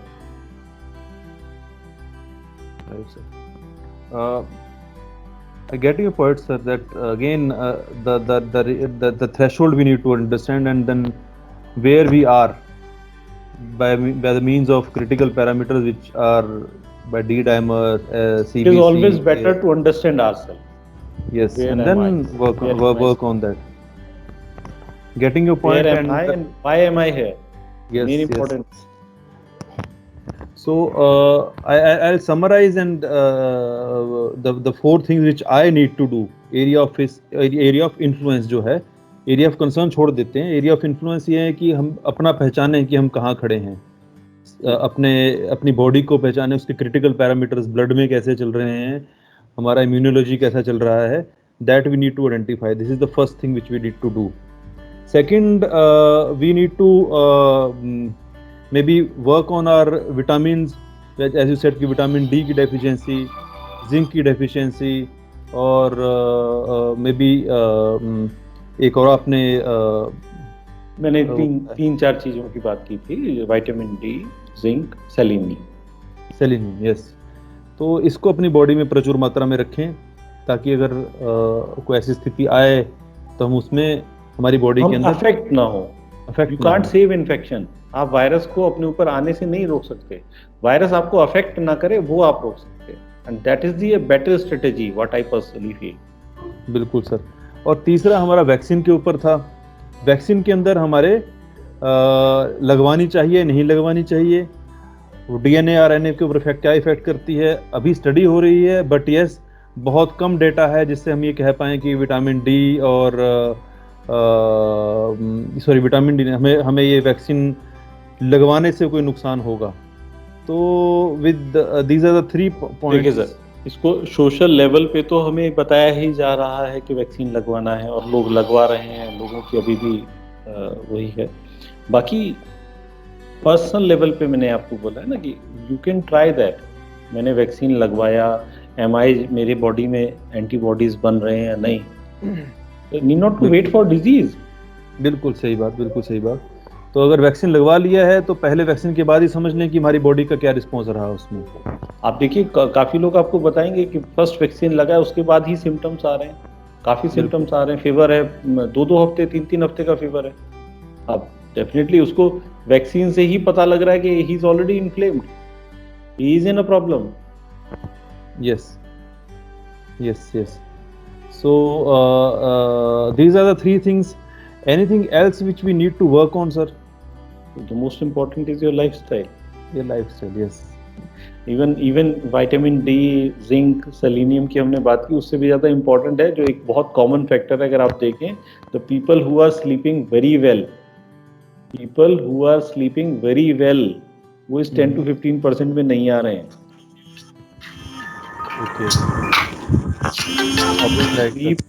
Melatonin is a good answer, at least. अब आप देखो melatonin is being tried.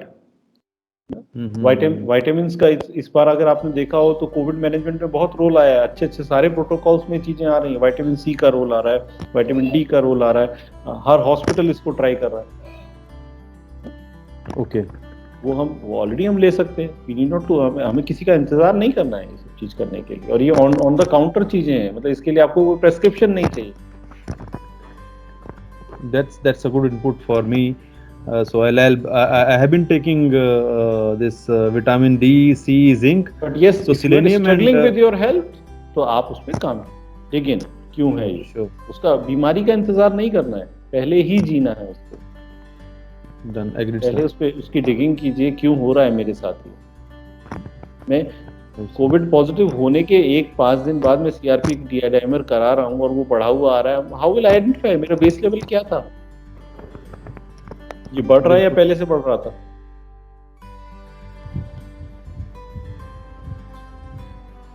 Got your point, sir. Healthy रहते रहते ही एक्शन में आ जाएं तो बेटर होगा, बीमारी का इंतजार ना करें।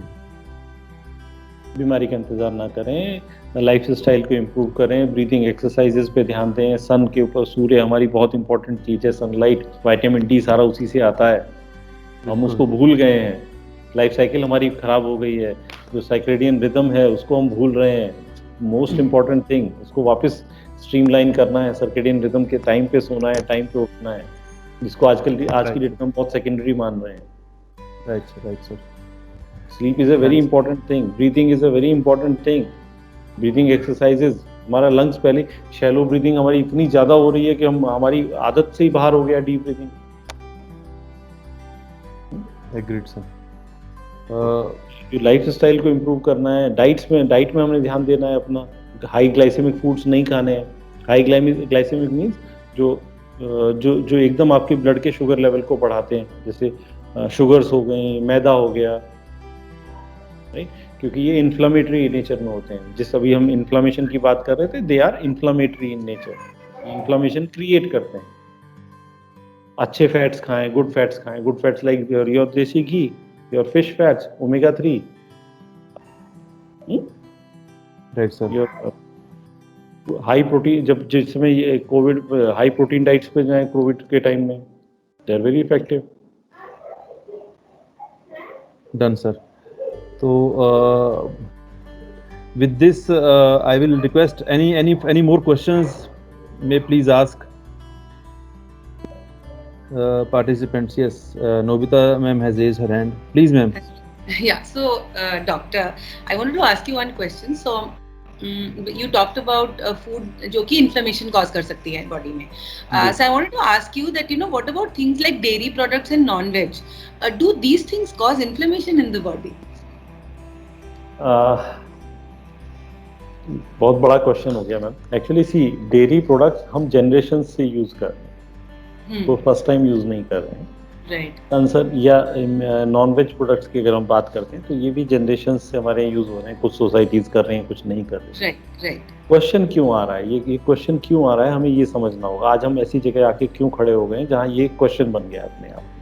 अगर कोई चीज जनरेशन से ट्राई की जा रही है और वो सक्सेसफुल मॉडल था, तो आज हम उसी मॉडल को क्वेश्चन क्यों कर रहे हैं वापस जाकर के। क्वेश्चन ये है, मेन जो क्वेश्चन है। अगर आप देखें, सी, जहां पर भी ना मास कल्चर होता है, जब आप उसका इंडस्ट्रियलाइजेशन कर देते हैं, जैसे पहले सपोज आप आज की डेट में जहां से मिल्क प्रोडक्ट्स आ रहे हैं, डेयरी प्रोडक्ट्स आ रहे हैं, वो नहीं है जो इमेजिनेशन आप बना रहे हैं कि भाई वो एक फला XYZ खेत है, उसमें वो गाय खड़ी हुई है और वो मुझे दूध निकल रहा है और वो मेरे पास सुबह मेरे घर आ गया। ऐसा नहीं हो रहा है, वो मास प्रोडक्शन में, इट्स अ फैक्ट्री। राइट। वहाँ हजारों गाय हैं, उनके ऊपर मशीनरीज काम कर रही हैं। यहाँ एक प्रोडक्टिविटी बहुत मैटर करती है। When it becomes a industry, वहाँ एक प्रोडक्टिविटी बहुत मैटर करती है। अब उस प्रोडक्टिविटी के लिए जो हेल्थ है वो कॉम्प्रोमाइज होने लगती है। जैसे फॉर एग्जाम्पल, इसको मैं छोटे से उसमें आपको एग्जाम्पल देता हूँ, दोनों पे मैं बोलूंगा, पहले डेयरी पे आ रहा हूँ। एंटीबायोटिक रेजिस्टेंस आपने सुना होगा जी। एंटीबायोटिक्स को लेकर पॉपुलेशन में रेजिस्टेंस आ रहा है ना। हम बहुत कॉमनली इस चीज को सुनते हैं। जी एंटीबायोटिक रेजिस्टेंस, उसका मेन रीजन आपको पता है क्या है? तो मेन रीजन ये नहीं है जो आप पेशेंट्स खा रहे हैं किसी इन्फेक्शन के लिए, मेन रीजन है आपका डेयरी एंड नॉन वेज। क्योंकि जो जहाँ पे इनको कल्चर किया, जहाँ पे इनको रखा जा रहा है, अब वो एक गाय को कोई सिकनेस हो रही है तो उसको जो लोग जो उसकी प्रोडक्टिविटी को कम नहीं होने देना चाहते, तो उनको पहले ही वो सबको एक लाइन में सबको एंटीबायोटिक्स दे रहे हैं। तो जब उसकी प्रोडक्टिविटी इशू बन जाता है तो वो एक कंसर्न हो जाता है। डेयरी एज सच कोई नुकसान नहीं है और जनरेशन से यूज होता चला आ रहा है, बट क्वेश्चन है कि वो उसका वो आ कहाँ से रहा है। सेम इज विद नॉनवेज, वही चिकन आप खा रहे हैं, वही ग्रास फेड चिकन है और वही एक है जो ग्रेन फेड है। राइट। वो ग्रेन उसको इसलिए खिलाया जा रहा है जिससे उसमें फैट बढ़ जाए, जिससे उसमें वेट बढ़ जाए, मास बढ़ जाए, जी प्रोडक्टिविटी आ गई। वही एक चिकन है कि भाई एक XYZ कोई वो विलेजर था, वो अपने घर में 4-5 पाल के रखता था, वो सब ग्रास फेड थे, वो आपके लिए हेल्दी था। तो क्वेश्चन जो आया है वो अब जो क्वेश्चन है वो नॉनवेज या मिल्क प्रोडक्ट्स पे नहीं है, वो क्वेश्चन है कि किस सोर्स से आ रहा है, और वो सोर्स अब हमारे लिए मुश्किल हो जा रहा है, इसलिए हम इनको बार बार क्वेश्चन कर रहे हैं। अब सपोज मैंने आपको बताया कि मैम ये ग्रेन्स जो है ना, ये ग्रेन्स मत खाइए, इन्फ्लामेटरी नेचर में है, पर आप खा रहे हैं वो चिकन खा रहे हैं जो दिन रात ग्रेन्स पे पल रहा है, तो आपके पास तो और कॉन्सेंट्रेटेड फॉर्म में आ गई ना वो चीज। Right, thank you. आप ये देखिए हनी, जितने भी आपके एनिमल प्रोडक्ट्स हैं जिनका मास प्रोडक्शन हो रहा है, जहाँ प्रोडक्टिविटी इशू आ जाती है, हनी से हमारे पास कितने सारे एंटीबायोटिक्स आ रहे हैं हमारी बॉडी में, and they are main cause antibiotic resistance. आपको वहाँ कोई रेस्ट्रिक्शन नहीं है, कोई रेगुलेशन नहीं है किस पे हो सकता है कोई एंटीबायोटिक्स उनके पूरे खाने में ही डाल रहा है, तो ये बीमार नहीं पड़ने चाहिए, एक दिन भी हो गए तो मेरी तो प्रोडक्टिविटी खराब हो जाएगी। Thank you, doctor. Yes, sir. So thank you, Dr. Saab. I think we don't have any questions, but yes, whenever you all the participants have some questions, you can get in touch with Dr. Saab through Nobita ma'am, and we would be happy to address your queries. And also we would like to, Dr. Saab would like to take you out from any of the doubts or maybe any of the ailments you are suffering from. So over to you, Nobita ma'am, then. Yeah, thank you so much, Brijesh, and thank you so much, doctor. As always, listening to you gives me so much of insights, and I love listening to you over and over because you really put things across very simply. But before we close the session, I'd like to share the slide again with your details so that you don't have to come through us or me to meet doctor. You just go to him directly, and I can personally vouch that the amount of benefit that I have found in my health being with him, and not just through the medicines that he has given, but through the lifestyle management and the hand holding and the patience that he has shown for each time that I have gone to him with whatever problems that I have had. So it's like a personal, I would say, a reference that I'm giving. I'd just like to share his details once again so that you can take it down if you haven't, and if ever I hope no one ever needs to gets diseased, and we are all able to take the right actions for us to remain healthy. But in case we do need to go, I don't think there is anyone better than him. So just sharing his details again.